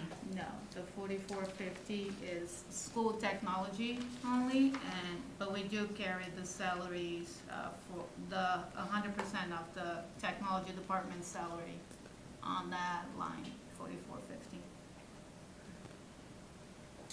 So what you're saying is we carry 100% and they also help out on the municipal Yes. side as well? Yes. Okay. They're assigned to both schools and Town town departments or buildings. Okay. And we usually have like an agreement in place, kind of like an MOU type thing. And, okay, that'd be helpful to get copies of those when you renew Yeah, them. I can share a copy with you. Yeah. Okay. Thanks. That's all, thanks. Any other questions? Excellent. All right, line 2305, teacher's classroom, Al? Yep. Can you elaborate on what's the Lexington plan? 2305. 2305, Lexington yep. plan. So the Lexington plan, it's a longevity plan where eligible teachers apply for and they get $4,000 a year for a period of 3 years. This is being phased out. This is the second to last year, because when we settled the new contract, the 2025-28 contract, we had in a new longevity that kicks in on July 1st, 2027. Got it, okay, so this will decrease. Yeah. Okay, cool. And then the other question is around the degree advancement. So there was less, I can't speak, less lane changes requested, submitted. Do we have drivers as to like what happened? Sure, yes, so we received, by the deadline, less lane changes than we anticipated, so budgeted appropriately based on the folks that give us, that submit that. A few reasons why that could be is that I think one of the great things is that many of our teachers have been working with us for quite some time and have taken advantage of lane advancement. And so due to that, there's less folks that are eligible for lane advancement because they've kind of either, met their threshold for personally where they want to be, or they have kind of gotten to the maximum, the highest lane possible. We also, in the last contract before, there was some additional language that folks were a bit more incentivized to put their lane advancement in prior to that contract expiring. And so I think we saw a larger influx a few years back, which then as a result of that, again, as to why more folks have advanced lanes and we're not seeing as many. Yeah. But I think it's a testament too to, we have a large majority of our folks are professional status teachers that have been with us for a significant amount of time and that have worked really hard to, to earn those further degrees, their master's degrees, their master's 30, their doctorates, their CAGs, things of that nature. So, and I think when we talk about the incredible teachers that we see every day in those classrooms, it's a testament to their commitment over time and their commitment to Franklin, but their own professional growth in staying. So. Great, thank you, appreciate that. You all set? Yes. Anyone else?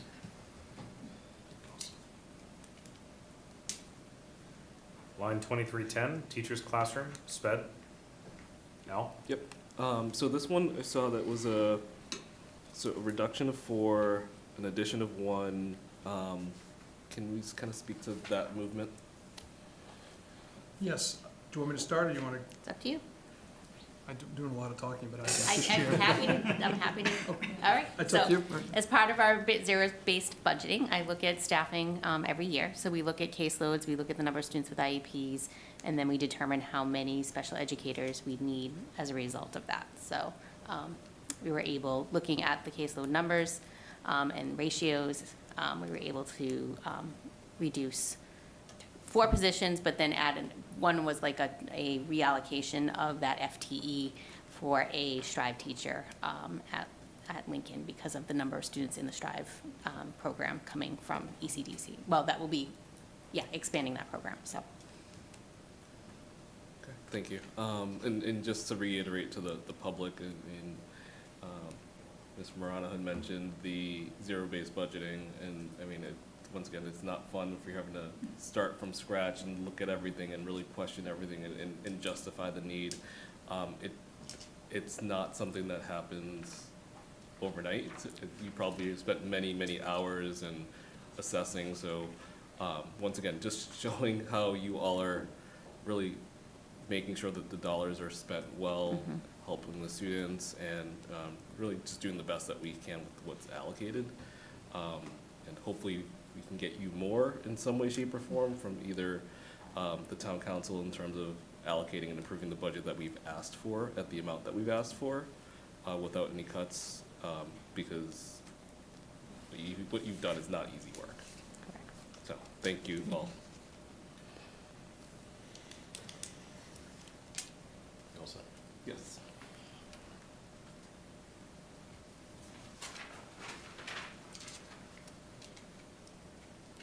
Line 2451, instructional technology.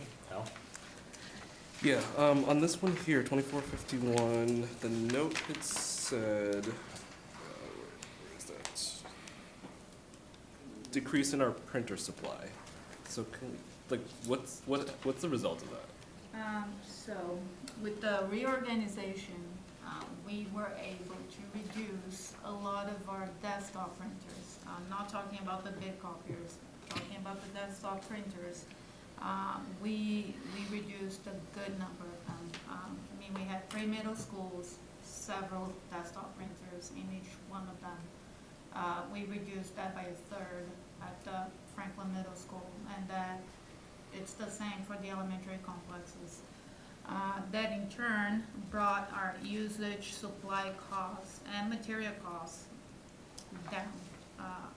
So we are looking at over 50% in savings just this year alone, and next year is going to be pretty much the same thing. My understanding is the cost to operate a desktop printer versus a large copier, ink alone, is just a more costly Yeah. maintenance.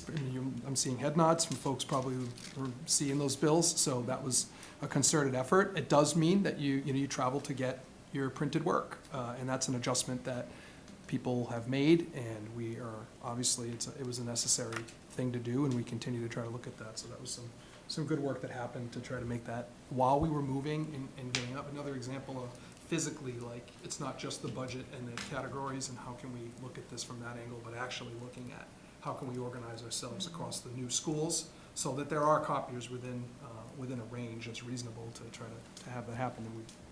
And that's another area we're paying attention to. Yep.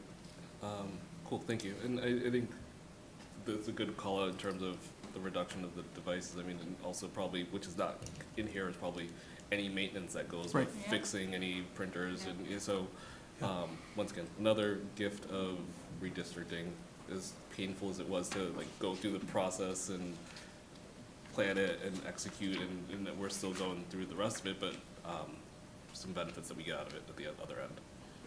Thank you.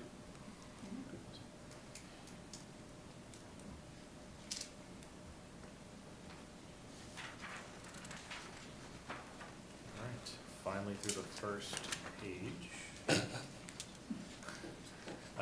Line 3200, medical health services. Al? Yeah, the note had said Medicare reimbursement. Can you just elaborate on that one? So it is actually Medicaid reimbursement. The Student Services Department provides services. They're eligible for Medicaid reimbursement. We have to budget for those costs. We incur those costs, and we get reimbursed on a quarterly basis. But Medicaid revenue reimbursements are considered general fund revenue. And only the town can receive general fund revenue, so the reimbursement stays with the town. It cannot come to us. It's not that, just clarifying things. Got it. Okay. That's it. Can I ask a question about that? It's general fund revenue. We cannot have general fund revenue if it's not from a regular town appropriation. So when it comes from the state general fund revenue, it has to stay with the town. I'm understanding, so the expense comes out of our budget, the Because- payment goes to the town, Yeah. but we don't get that back. No, we don't. Okay, thank you. And it's the same everywhere else. Everywhere. Yeah, we cannot have that revenue in our budget. Understood. Thank you. Just as a follow-up to that, because you work in other districts and things, does that sometimes just get sort of transferred back, knowing it came because of the schools? Like, it's sort of a town decision? Not to my knowledge, because when they appropriate the budget gets allocated to each department, So it schools has to be voted included, on. yeah. Okay. When you get reimbursed is throughout the year on a quarterly basis.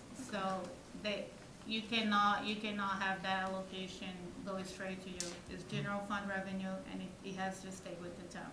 It's the same everywhere else. Sure. Sorry, I had something, and so this one has a large increase, so can you speak to the, can you speak to like why it went from 13,500 to 156,000? So we didn't budget for that. We usually didn't budget for that and just made transfers throughout the year.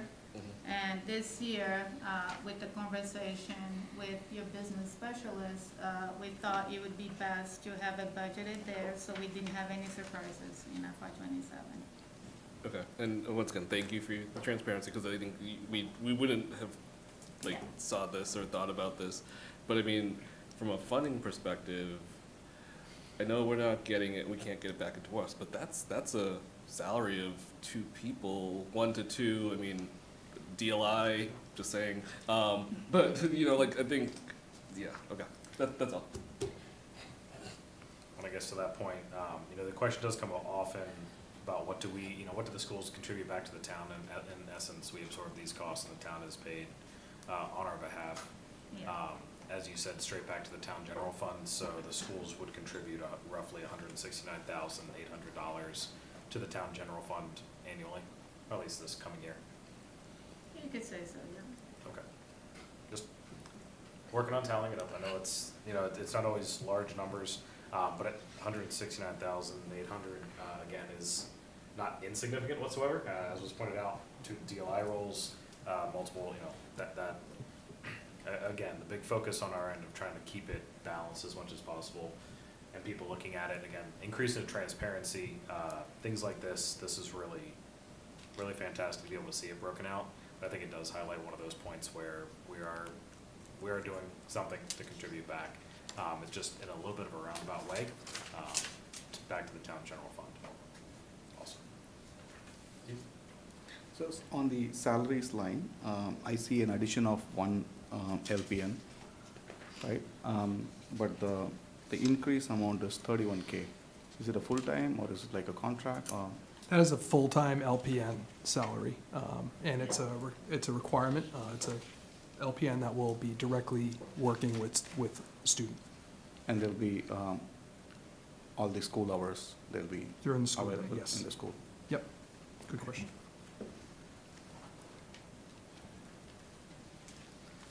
Yep, thank you. All right, line 3,300, transportation services. I caused this problem. So this, I just wanted to kind of let you know, going through, I know there's a lot of conversations around our revolving funds and conversations around, you know, the cost, especially for transportation, and the busing fees. You know, I just wanted to kind of take the opportunity to make sure that people understand the costs here are much more than we collect. There is still a significant line item here, and I also know that we have things in addition to just, you know, the big yellow buses. We have a lot of other costs here that are all kind of rolled in. But I just wanted to kind of pause and take that opportunity to comment there, where it's something we're always looking to improve. We understand the impact that it has on everybody. And I know that they're having conversations around, again, revolving funds and trying to use them in different ways. Those go to help offset.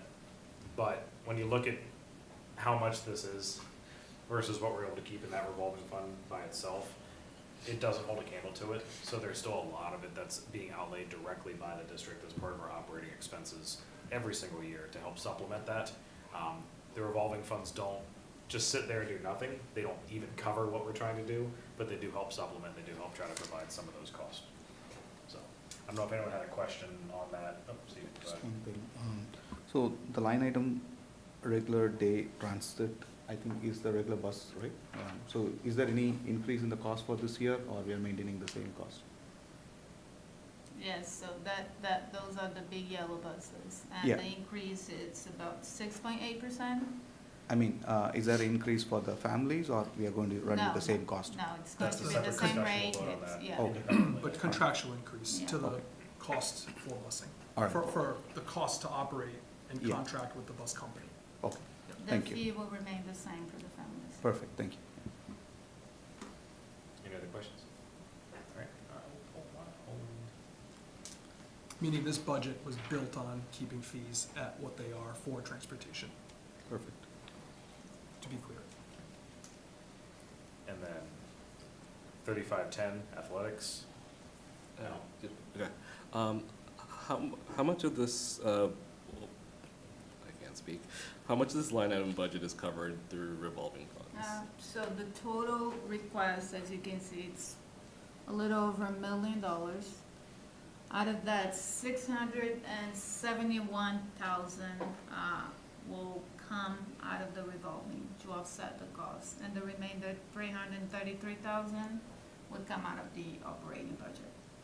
Okay, and then for this athletics, this is like, we're talking, sports, that are after school at the high school, football, Yeah, soccer, everything. basketball. Yep. Um, Coach, salaries, materials and supplies, transportation, Required equipment, yep, referee fees, league fees, and ice time. So everything associated with running a sport so that our students can participate in mhm. an official state sanctioned event is what we include in that budget. Okay, and so just to, the reason why I'm asking is because, I mean, we've received numerous emails this year regarding the cost of sports fees, and, you know, it's not fair that I have to pay this much and I only have so much practice time and whatnot. But in reality, if it was fully funded by revolving funds, these fees would go up higher, to Yeah. support that, one. And then two, for all the students that are not participating in these activities, it's coming out of the overall budget, so it's taking things, not necessarily away, but, you know, it's funds that are being allocated for those kids that are participating in the sports. And I don't know what the percentage of students that do sports out of the total, but, I think like 3/4 of the student body, I believe, but I so, don't want to be misquoted, Yep, but yep. I did make a quote. I set myself up for that, but but I think it's one of those things, like, once again, this is why, from an override perspective, it behooves us as a community for all of us to pitch in, because we all get stuff out of it. I think that was one of the incentives that we had talked about during that time, was trying to show a model of what costs could be if we were able to have a more sustainable budget. And, you know, if future discussions are had, I think we would want to revisit those topics with the school committee to discuss what would be appropriate and doable. And I think that was part of the messaging, and part of the goal was to try to bring those costs down if possible, if we could within it. So, but that didn't happen, so now here we are, and we're doing our best to try to keep it in control with where it is currently, but ultimately, we built the budget based on the fee schedule that we have currently. Thank you.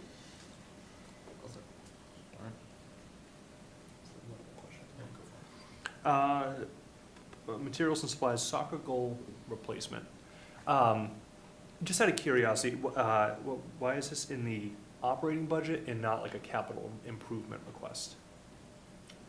It's necessary. We know with capital, we've really worked collectively as a school and a town to look to prioritize safety in some of the bigger, larger, and that was a concerted effort to really try to look at the capital program and try to hit on the things that were necessary and needed. Not that this is, but it's ultimately something that the athletic department needs to play the sport. It's not something we could risk not having, so having it in the budget was important. And these are not annual purchases. These are after my daughter happens to be a goalie, but when they get used, and we do our best to keep up with when they start to fail, that's when we need to start to replace them and do that. So that's why it made its way into this budget. And that was our level of transparency that maybe you might not have seen years ago, but just putting it out there. What is that? Why is there an increase there? That's the answer. Okay, thanks. So ultimately, her as a goalie, she's been able to extend the life of the nets by. She's the only one not damaging the goal because she's not kicking the ball. So, you know, no.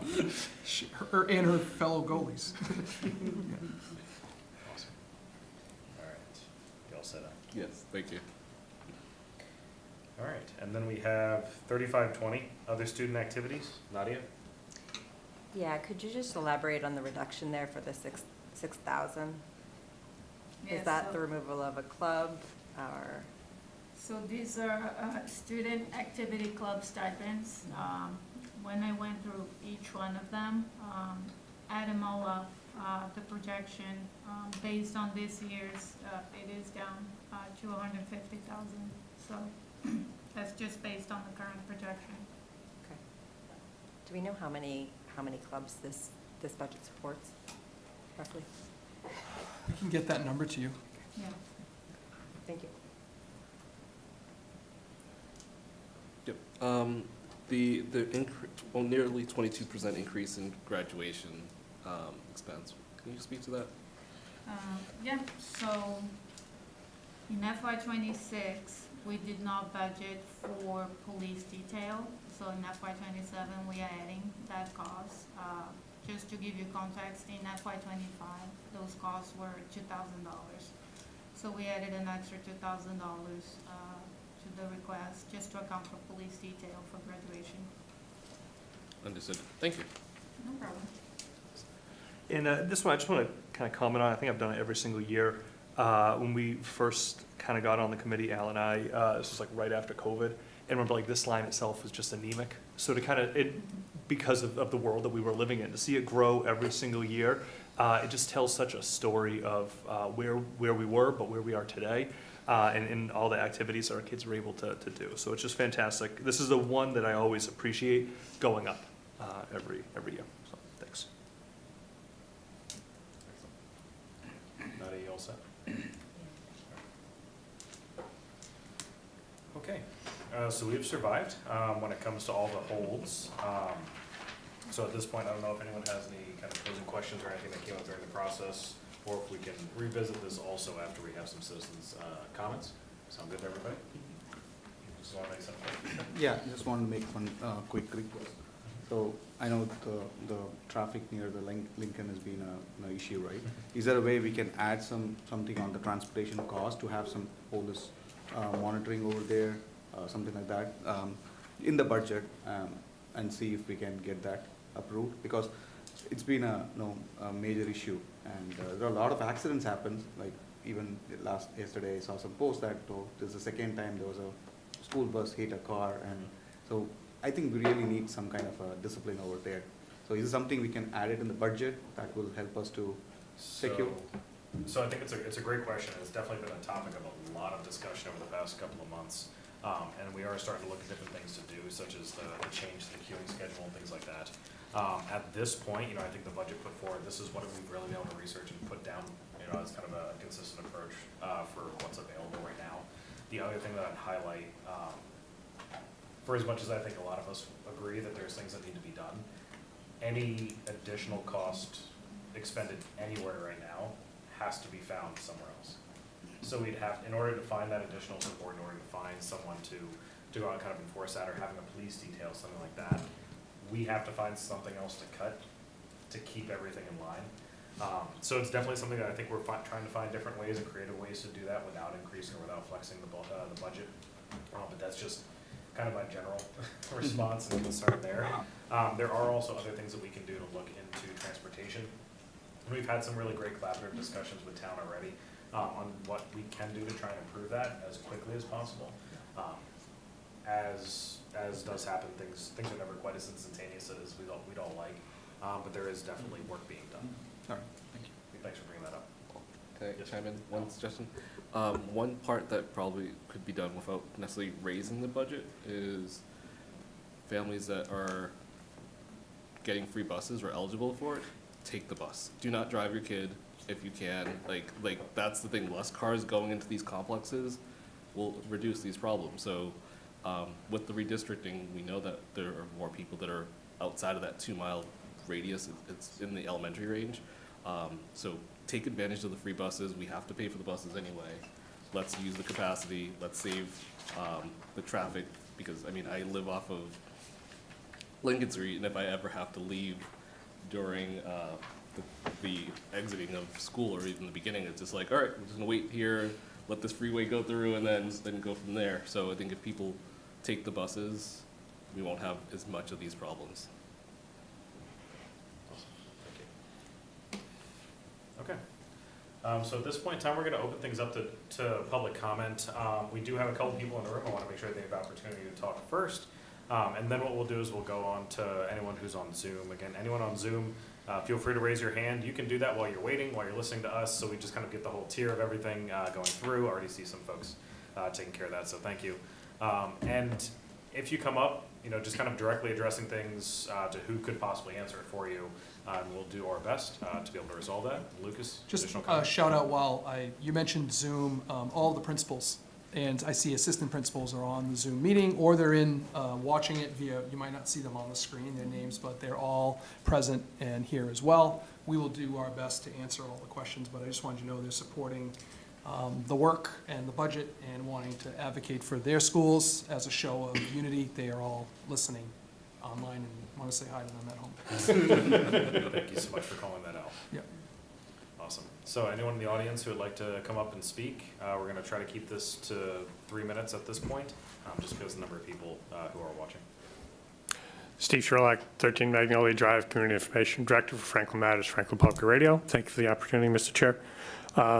Picking actually, it was a question I had separately, but I think you referenced the pluses and minuses in terms of FTE count actually wash out.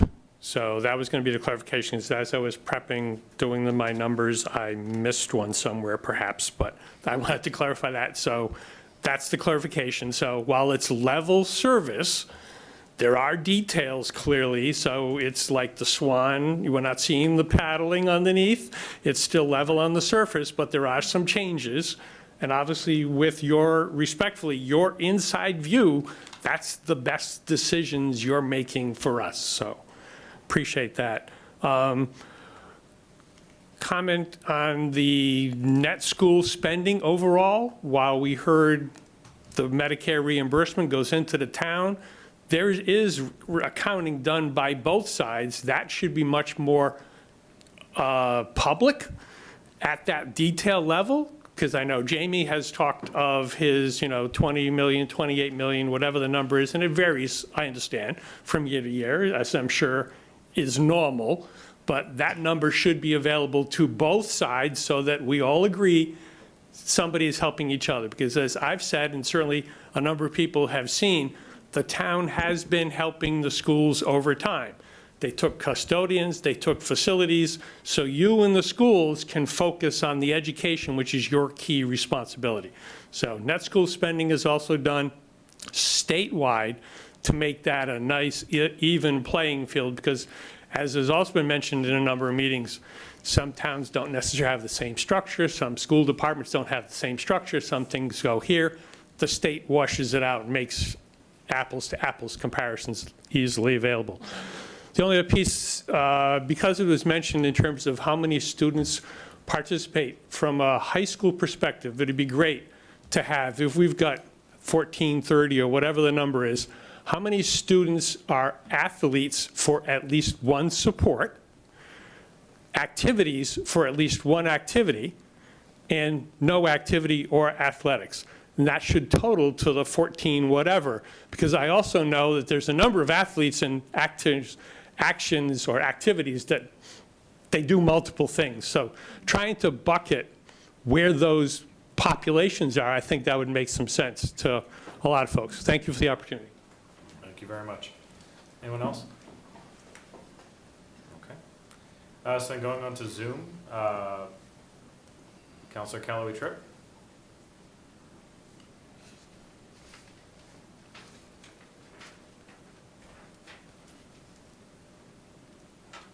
Oh, can you hear me now? We can, yes.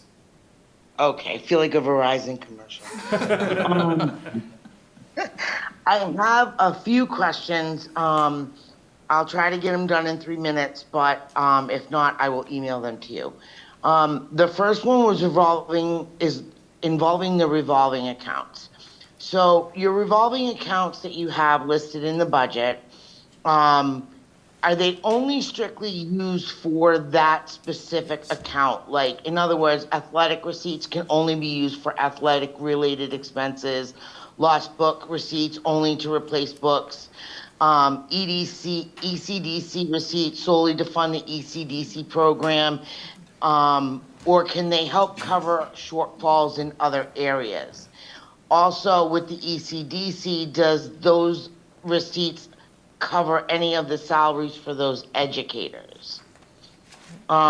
Second part of that question is Jane. if they're solely only for their specific group of where the receipts are taken from, if your account is short, in other words, we'll use the bus riders, which you basically touched on.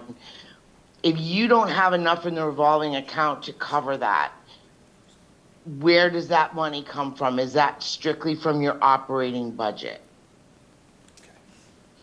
And then the third part of that question would be is at the end of the year, if you have any money left in your 300 account, can the schools allocate that into other revolving accounts to help lessen the shortfall in the previous year? Okay. Jane, I'm going to take the first question, and then Jean is going to fill in with the second and third, okay?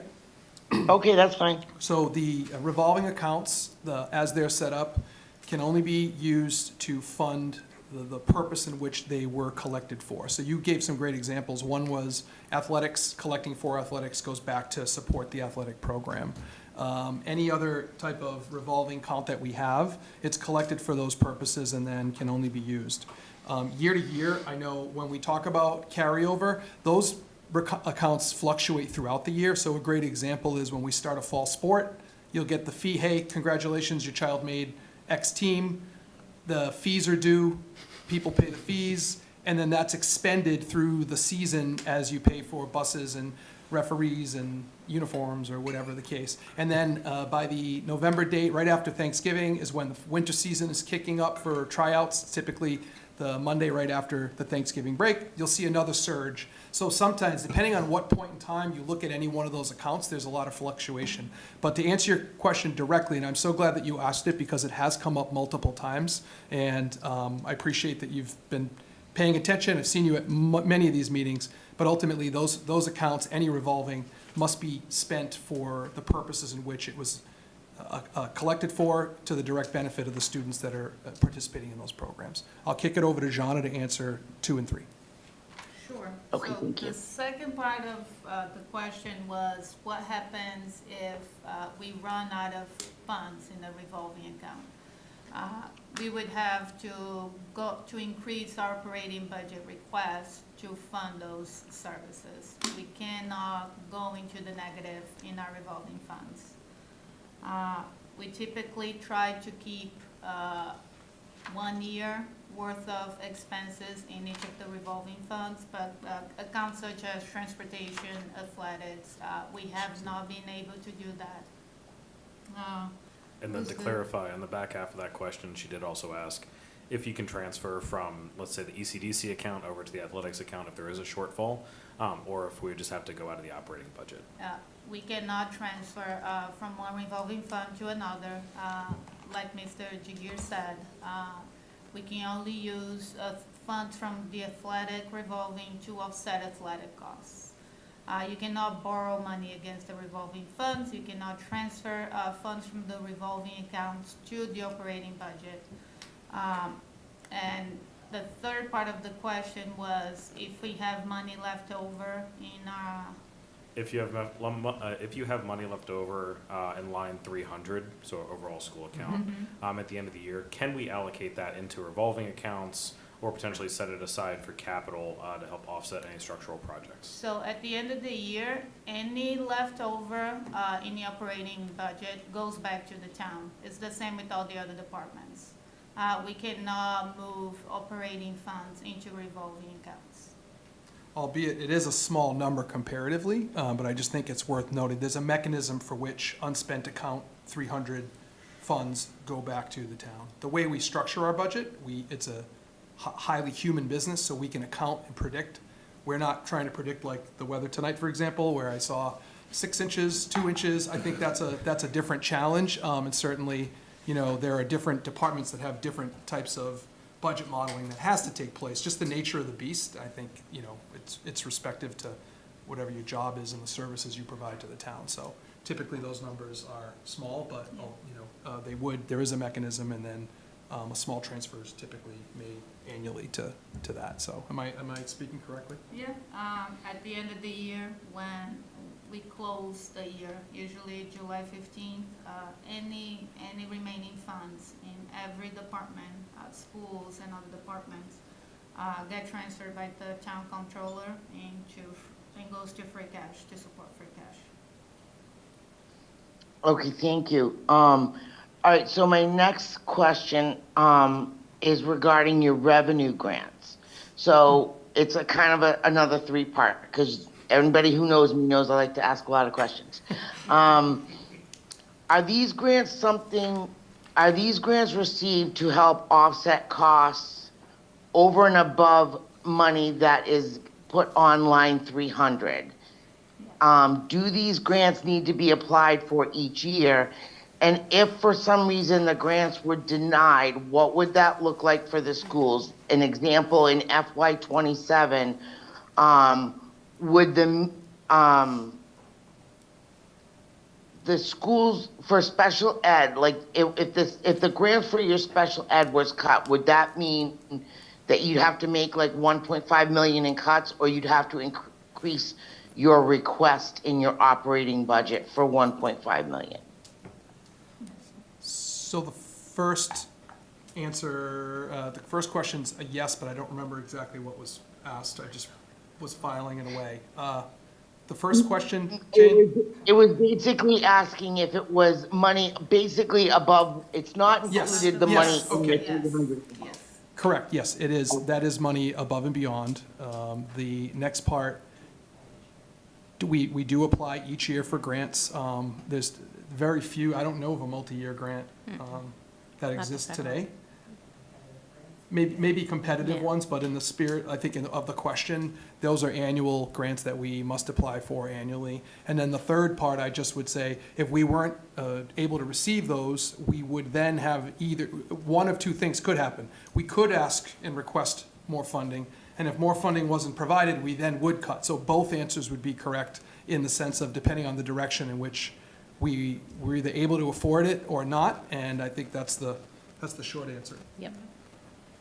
So basically, those grants are, for those specific things, are the reason those things are really solely getting funded at this moment? Yes, the special ed grants are specifically dedicated to the special education programming that we have within the district, just like other grants that you've seen. There are some competitive ones out there that exist. We talked about innovative career pathways, but I think that the question you're asking is around the annual grants that help support what we know to be annual costs that we have within the district. Okay, thank you. And then my last question is regarding the special ed funding. It's only one question, so it'll be easy to remember. Based on the slides that were shown, it shows the cost is rising faster than state aid, which I get. I'm trying to understand how this works. So is the state aid that you're referring to the Chapter 70 money, which is also where we get the hold harmless that we receive? If it isn't, if it's not, then is there anything that could be done in means to going to the state to request an increase in that state funding? I know if it's Chapter 70, you can't. I don't know if it falls under the same thing. Does that make sense, or did I just confuse you? She's asking about the circuit breaker, Circuit breaker, essentially right. understanding the formula and why the costs go up and our reimbursements do not stick with it. I see you're pulling up that specific slide. So if you can just call it out, because I do know that the town councilors have this in their budget memo for tomorrow. But then just while they're pulling that up, Jane, the overall circuit breaker system and the way that that functions is that we are reimbursed once we cross a certain threshold. So the first 53,000 53,000? is something that we have to absorb no matter what. So that is going to be something where obviously we're going to always experience a pretty significant cost there. And then as soon as we actually clear that 53,000, the state only reimburses at 75%. For this year. For this year. And that does fluctuate. Some years could be less, could be more. But that is why you see that gap widening over time, is because every single time there is that $53,000 hit that is never gonna be reimbursed. And then only 75% of what goes above that as of this year, again, could change each year, is going to be reimbursed by the state. So we actually have some pretty impressive numbers here. Paula put up some really great details, actually, I think it's earlier in this presentation that you have up, talking about just how much some of these programs cost per pupil, and most of them are six figures that we're showing. So if you look at those too far. No, it's 17. There it goes. So Jane, if you look at these pictures here, or this table here, you see what the cost out of district is. So if you have someone who's in like the NEC program, obviously, it's a great program that we have, and we've been able to enforce, or kind of reinforce our commitment to students through that. But if we were to have students outside of or basically place them outside of the district, that $237,000, $53K stays with us, and then another 75% of what goes above that is what we'd actually have reimbursed. The other 25% stays with us as a cost. So it never is gonna make the district whole, no matter what that formula is, but that's why you see that gap widening over time, because we're providing additional services, and we have a lot of students who require them. So the circuit breaker and chapter 70 are two different things? Yes. Okay. That was part of my confusion, because I wasn't really sure. It's a great question. And that was really it for my question, but I will state that I haven't seen the budget that you guys just went over online yet, but if it looks like the screenshots, thank you, because your budget makes me want to slam my head into the wall trying to understand exactly what's going where. So the fact that it's broken down that way just made my life so much happier. We'll get that posted as soon as possible. Thank you. Thank you so much for your comments and questions. Anyone else?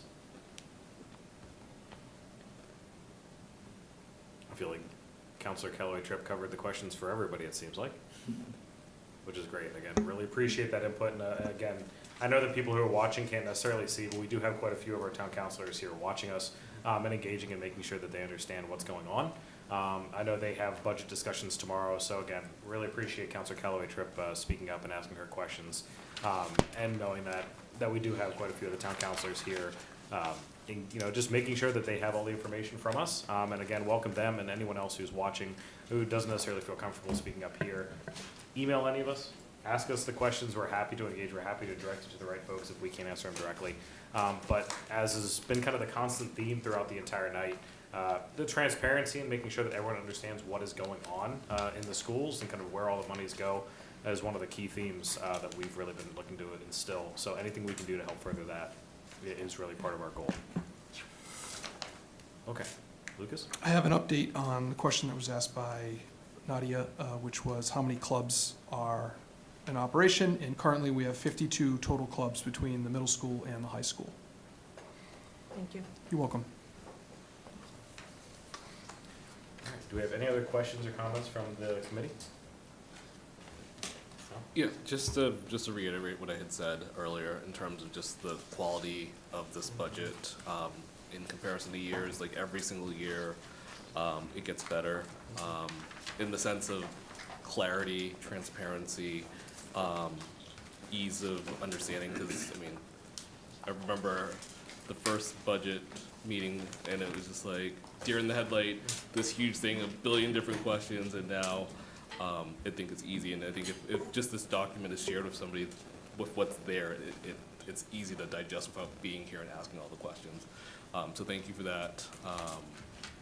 And while budget is part of your job, from a central office standpoint, it's not the only thing, so that folks remember, they're doing their regular duties, supporting the students, supporting the staff, and having these budget meetings, and being here at these meetings, so I can't imagine how many hours throughout the week that you all have spent to get to where we're at. And I am hoping that the town council approves the budget as is, so that we're not having to come back to make modifications and spend more time to get a budget to fit whatever allocation they give us. So, thank you. Thank you. It's just, this is fantastic, truly. All the way at the bottom, very last one, which talks about FY '27 proposed budget. It's, a minus 7.62, but that's just because we've already voted to remove. The healthcare benefits, the healthcare costs out of our budget, yeah. And so once the healthcare is removed, what we're looking at, all of this stuff that we had holds on and everything else in between is 2.5%. 2.5%, yeah. Right, okay, and I know that's been the magic number for quite some time, as we talked about overrides, and which is Prop 2.5, Prop 2.5, where, we can only kind of increase, the revenue by 2.5%. So by keeping the costs of the operating budget within 2.5%, just is that sustainability as we kind of move forward, which is just fantastic. So thank you very much. And then, Chair Griffith, we kind of mentioned too, we have so many great, a lot of great folks. It's wonderful to kind of see Superintendent Jagir when you talked about all the principals and the assistant principals, on here. But then we also have, a number, I think, District leaders. yeah, there's, community leaders out here. I'm seeing so many great folks. And I know this is just the Zoom links too. I know I watch on YouTube at, ×2 speed. So it's like Alvin and the Chipmunks, but I can kind of bang out those other meetings pretty quickly. Looking over here, I think we got almost like a quorum of town council as well with, Jane was here, Jean, Caroline, Kinajugo I saw on there too. And so it's just fantastic when everybody is kind of coming together. We have the sustainable budget. We have so many folks that are looking at this, that are seeing these numbers, because it's truly just, it's one Franklin as we're moving forward. And it's not meant to be one department pitted against another department. We're trying to kind of come together in this big ecosystem and provide the best level of service for everybody with all the tax dollars that we have, the limited tax dollars that we have. But it's just wonderful when everybody's kind of coming together to try to move this, train forward. So thank you so much for all the work that went into this. Really appreciate it. I can mic drop for you, but other than that. Awesome. So appreciate everyone joining us for this adventure. At this point in time, I will entertain a motion to close the public hearing on the school committee budget. Motion to close the public hearing on the school budget. Second from anyone? Second from Steve. All right. Discussion? We haven't had enough at this point. Can we do it again? In a year from now, we can. All right, seeing no further discussion, the vote will come into motion. All those in favor signify by saying aye. Aye. Opposed? Motion carries. Thank you, everyone, for the efforts. Thank you. I told my daughter, I said, I think this will be the last year I don't need corrective reading glasses to do this. That was a stretch. Hey, I appreciate it. We saved on paper by using a 2-point font. That was great. All right.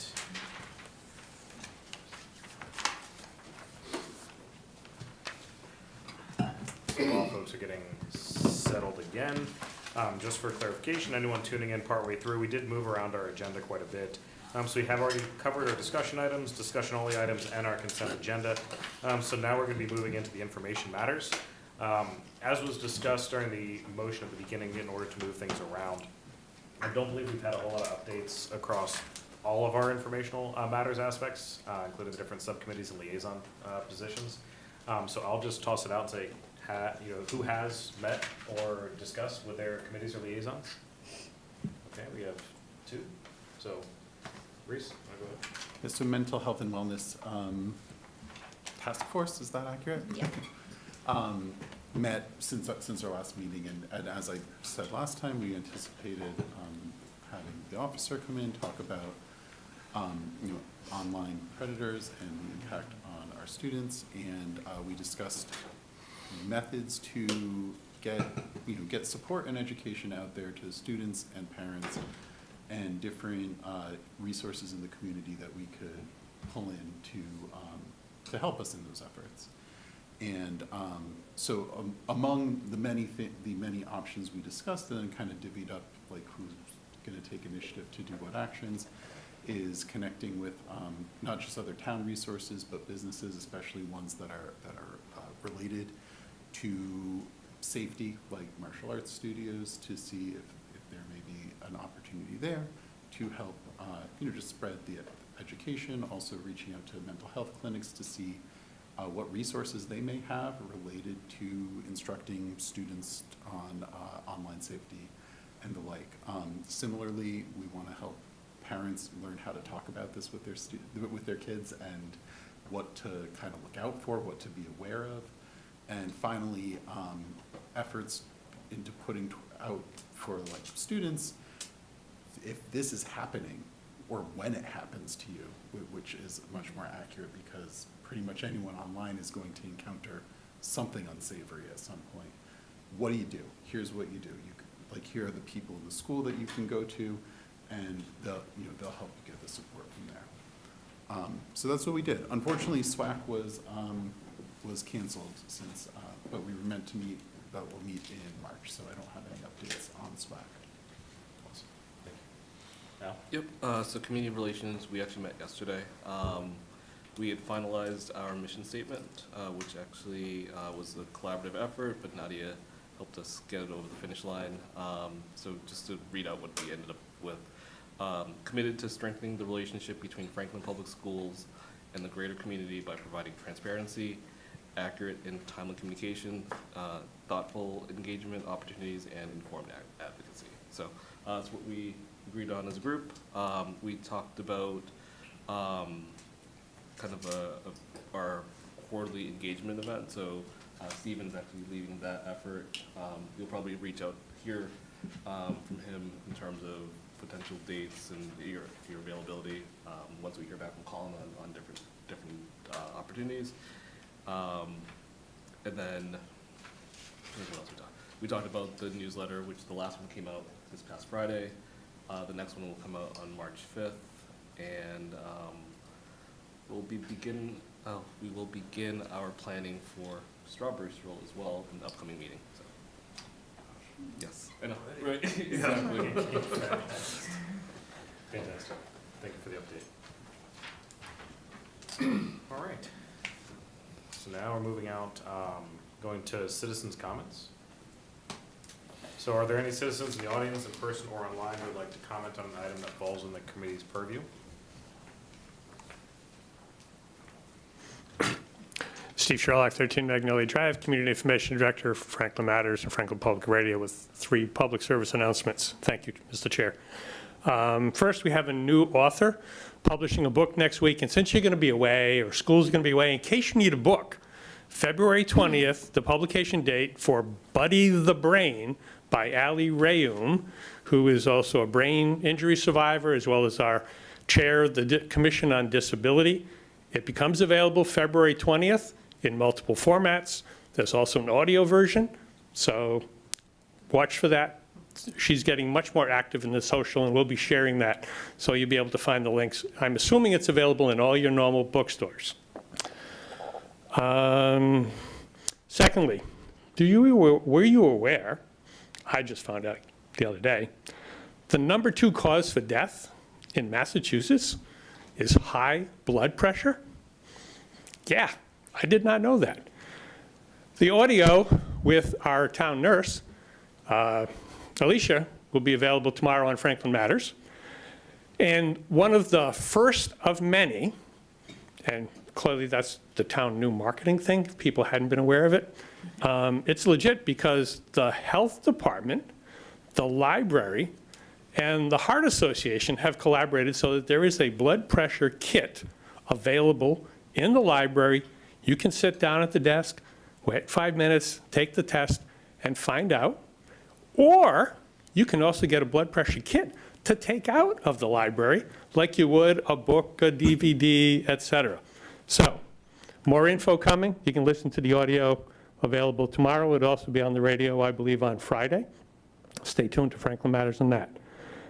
And then, hopeful signs clearly tonight with so many town councilors listening and participating into the budget hearing tonight. So I have increased hope that the strategic deficit, structural deficit we have may actually get a strategy to ultimately resolve, maybe not near term, but long-term, it's not going to be easy to do right away, but I'm getting some hope. And that'll also be a first of many if we can be a community to actually solve our structural deficit, which is certainly being faced by a lot of other communities. Thank you. Thank you very much. Anyone else?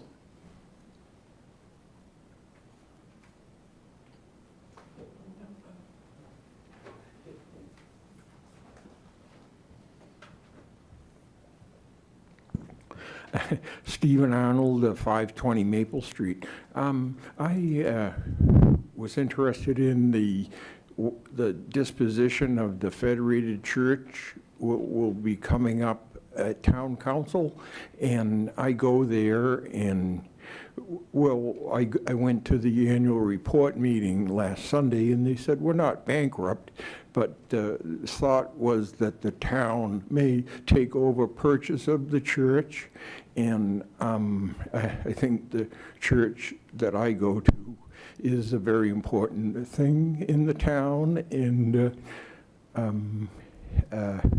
for example, we have the thrift store to raise money for the church, and annual rummage sale that I help out with every year to raise money for the church. And I appreciated the waiver they gave to build Habitat for Humanity bed housing for the old church, because we didn't know what to do with it, and some people were disappointed that it went for housing, but I didn't think anyone could rehab it to become a church again.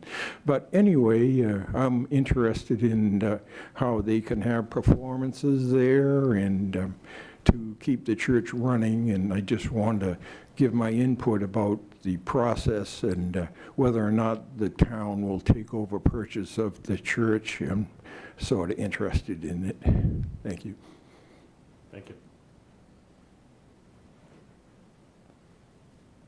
All right. So seeing no further requests for comment, we're going to move on to good of the order. Any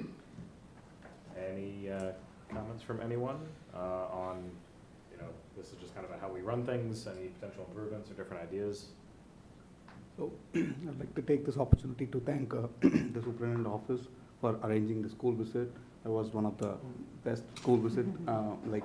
I've been to the schools, almost all the schools except Washington, but this time I got an opportunity to go to all the schools and to know what is good, and also some comments about what they need, which is very important for us to understand as a school committee member to support them. So thanks to all the staff and all the principal office staff and teachers who supported. I really enjoyed the trip, and definitely we have some takeaways from them. Thank you. Can I just say thank you for saying that? And I can just tell you from my perspective in talking with the principals, they appreciated the time to be able to showcase their buildings, their schools, the culture that they're developing, but also point out some of the areas where, and I think it gives context to all of you. I will say in my time, I've never seen 7 school committee members attend a tour together and actually see it all together in one shot, and I thought that that was really powerful. And I think it shows a commitment to this community that you're invested in. You made time, you all work, and you all have full-time, jobs that you're managing, but you made time for that, and I think it mattered to the people that work in our buildings to see you in our schools and get a sense of what's happening. So just on behalf of the Franklin Public Schools, our staff, our students, and our leaders, we appreciated the thoughtfulness, the questions, and just the opportunity and time that you gave to go around to each school. So thank you for that. I was going to say something similar, because that was just an excellent, I think everybody was so eager to participate because of the redistricting. Like, we hear the news, but to see it and watch it be lived in was really telling. The thought that came to mind, of course, because I'm full of them, is that I know subcommittees are becoming like a bit of a bandwidth problem, but liaisons can kind of be the alternative. Something about, like when I looked at all the little capital improvements that we're not able to do this year, just because it is what it is in Franklin, and a lot of us were kind of like, we weren't really able to get into it. We wanted to really, you know, keep morale, like, feeling good, but I personally was like, oh, man, like, that's not a massive investment, like, you know, it feels like, wow, it would be like $60,000 to get the lights fixed in the middle school, but like, to me, it's like, we could probably raise that in Franklin if we could. It's like, it's to know, like, we can't get these things done. I wonder if, because I think about the FinCom is a big, I don't know that the town council's having a capital subcommittee, but I think the FinCom has a lot of, you know, influence on, you know, what they recommend for capital. And it would be great to have a liaison from the school committee liaise with FinCom. And I know we've talked about that with town council and things, because, and I think we all sort of liaise with town council, like I have a bunch of them on speed dial, I'm always trying to keep everybody updated. But it's, like, I listen to every FinCom meeting through Steve Sherlock's podcast and things, but it just being there and just being like, oh, you know, how much would it be to just expand this little playground area? You know, it's like the little things, like painting, like, I know Nadia was like, you know, I might call a contractor I know and get it, you know, a cheaper quote. So I think that if the community saw what we saw and could get a grip of the work that has been put in to make this happen and just how proud everybody is, it's like, I think we'd want to put the little finishing touches on it. So that was my good of the order thought, is like, not that I'm volunteering to be the FinCom liaison, but it would probably be beneficial to the schools to have a little bit more direct dialogue with FinCom about projects and understanding. And it's just thought.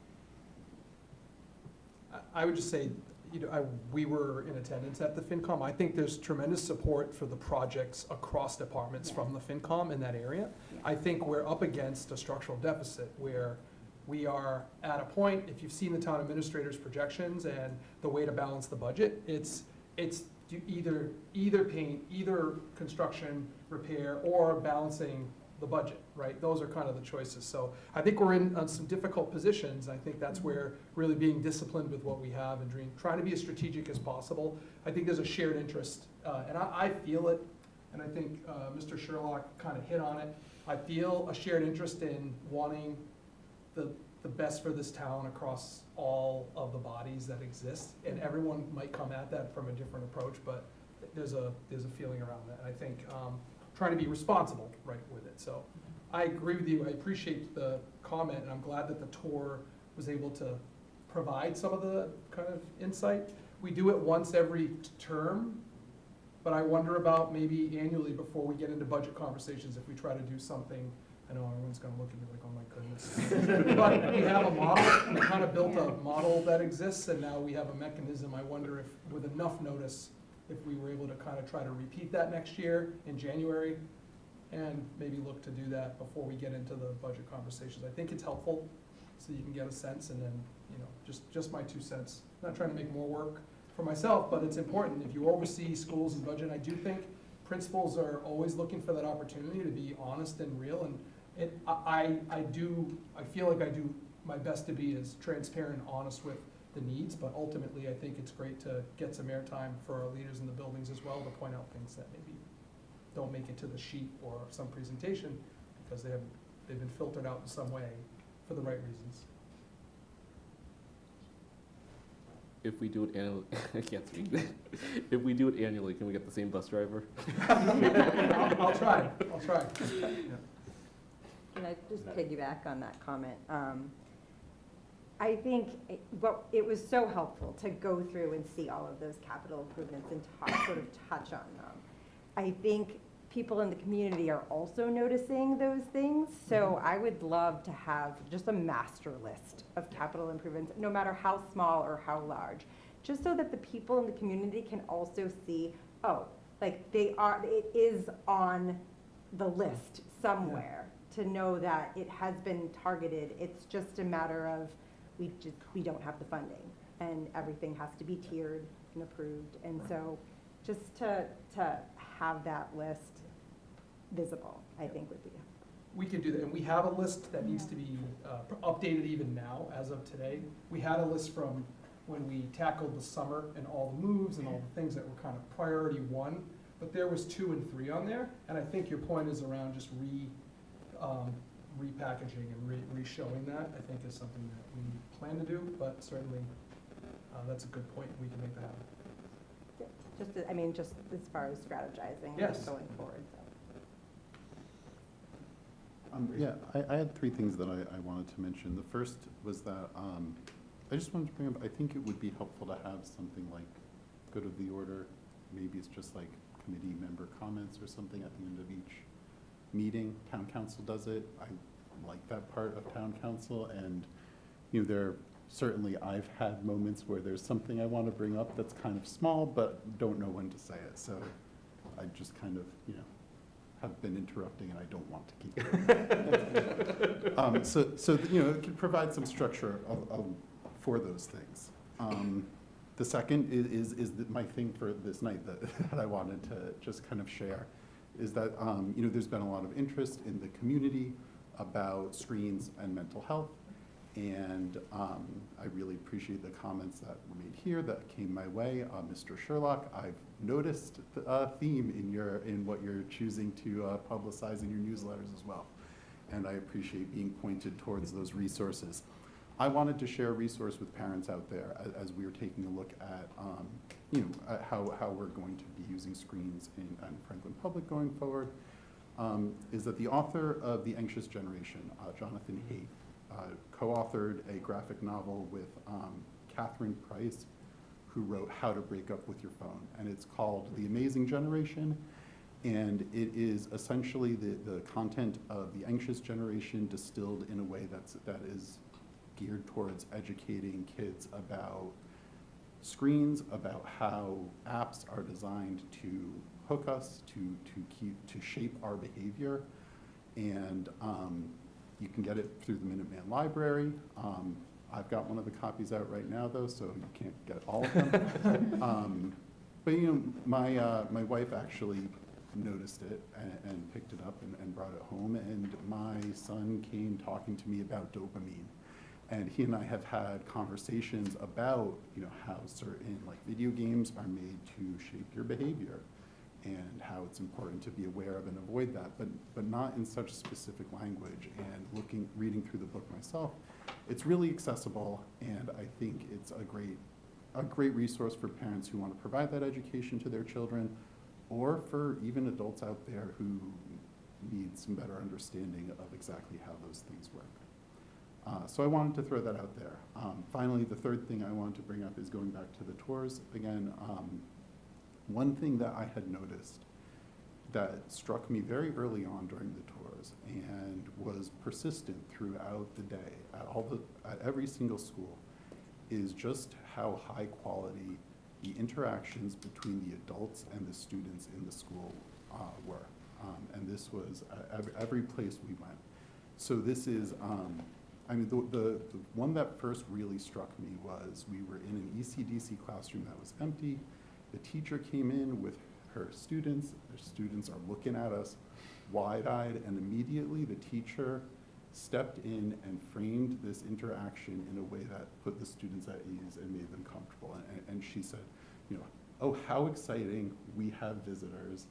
And the adult was comfortable, the kids were comfortable, and they moved forward with taking their coats off and getting back to their business. But it was just so skillful and subtle, and I really appreciated that. It's also things like students coming up to the principals and saying hi and feeling comfortable and respectful but friendly interactions. And it's clear that we have principals who are active and involved with their students. Even some students were giving Mr. Jagir high fives and the like, and there was one student who hit his head for Mr. Jagir as well. That was my son, but. But it was just excellent. I have a number of examples of impressive interactions, but I'll leave it there. I just wanted to highlight that. Yeah, just one, in regards to the tours, they were fantastic. Really appreciate too, it wasn't a dog and pony show. That you kind of went and you were very, explicit with everybody. That we just wanted to see the schools as they are. And that's so helpful and so meaningful and impactful. And the schools as they are amazing and wonderful and fantastic. But, you know, we saw the cracks, you know, that were out there. So I really appreciate how that was structured. And then, Reese, just in terms of how, you know, the interruptions, the good of the order.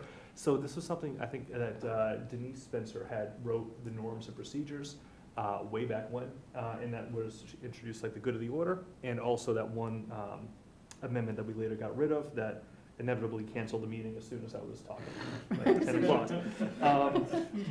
So we had the norms and procedures that kind of, I remember she wrote, brought to policy, and then kind of came on out. So we can always kind of just pull up those norms and procedures that we've quasi been kind of working on, take a look at them again, and then kind of bring them up here. Like go to policy and then bring them back up here for Yeah, that sounds great. vote. All right, cool. I think I got those somewhere in my drive. We can always message Denise. Yeah. Awesome. All right. Okay, all set. So moving on to new business. Okay, so new business. Next meeting, you will take a vote on the budget that you just went line by line on. That's the major item on that docket. The second major thing is calendar. I know it's been much anticipated, the school calendar. The way our school committee meetings fell and the need to prioritize getting that budget done was a driver, but ultimately that's coming before you in the next meeting. Dr. Rogers has been working very hard, polling, surveying, analyzing, and we'll have the data and the information to share with all of you as we move into that segment. The final thing is, you may have noticed, and the community may have noticed, our special meeting started at 6. This meeting started at 6 as a budget hearing. I just think it's worth conversations and ultimately feedback to the chair and me on that start time at 6 p.m. I know that the town has moved to that, but I just think as part of the ongoing discussion and conversation, depending on what the will of the group, I just wanted to put it out there that we did this intentionally for the special meeting last week and this week, but ultimately would want to arrive at how to prepare for future meetings for school committee. So just think about that, and please pass your individually so that you don't create a quorum, but email Paul and myself, and I'm happy to take that feedback and report back out or do whatever we need to do. Thank you very much. Any questions or comments? I just want to call out Dr. Rogers, you know, the work with the calendar and sending out that survey. Really appreciate that. For all those in the community that have received an email about a survey, this is that one chance. That moment you always really wanted to be able to influence how the calendar looks. You know, we will be aggregating all the different responses that we get and sharing them with everyone so that they see where things shake out as we're making our decisions. But please, make sure your voice is heard. Make sure that we know kind of what would work for you. And this is one of those few opportunities to really be able to engage with us directly and something that's going to be very meaningful and impactful for each of your lives. So do please fill out that form that was sent out and appreciate the efforts in getting all that organized. Okay. So, at this point in time, we're going to be entering executive session, and we will not be returning to open meeting.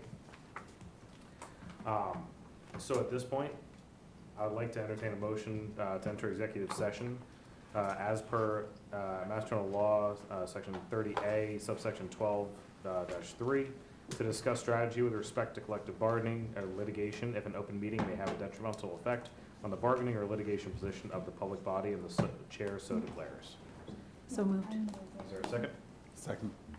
Any questions, discussion? No? All right, vote will come on the motion. All those in favor signify by saying aye. Aye. Opposed? Motion carries. Good night, everyone.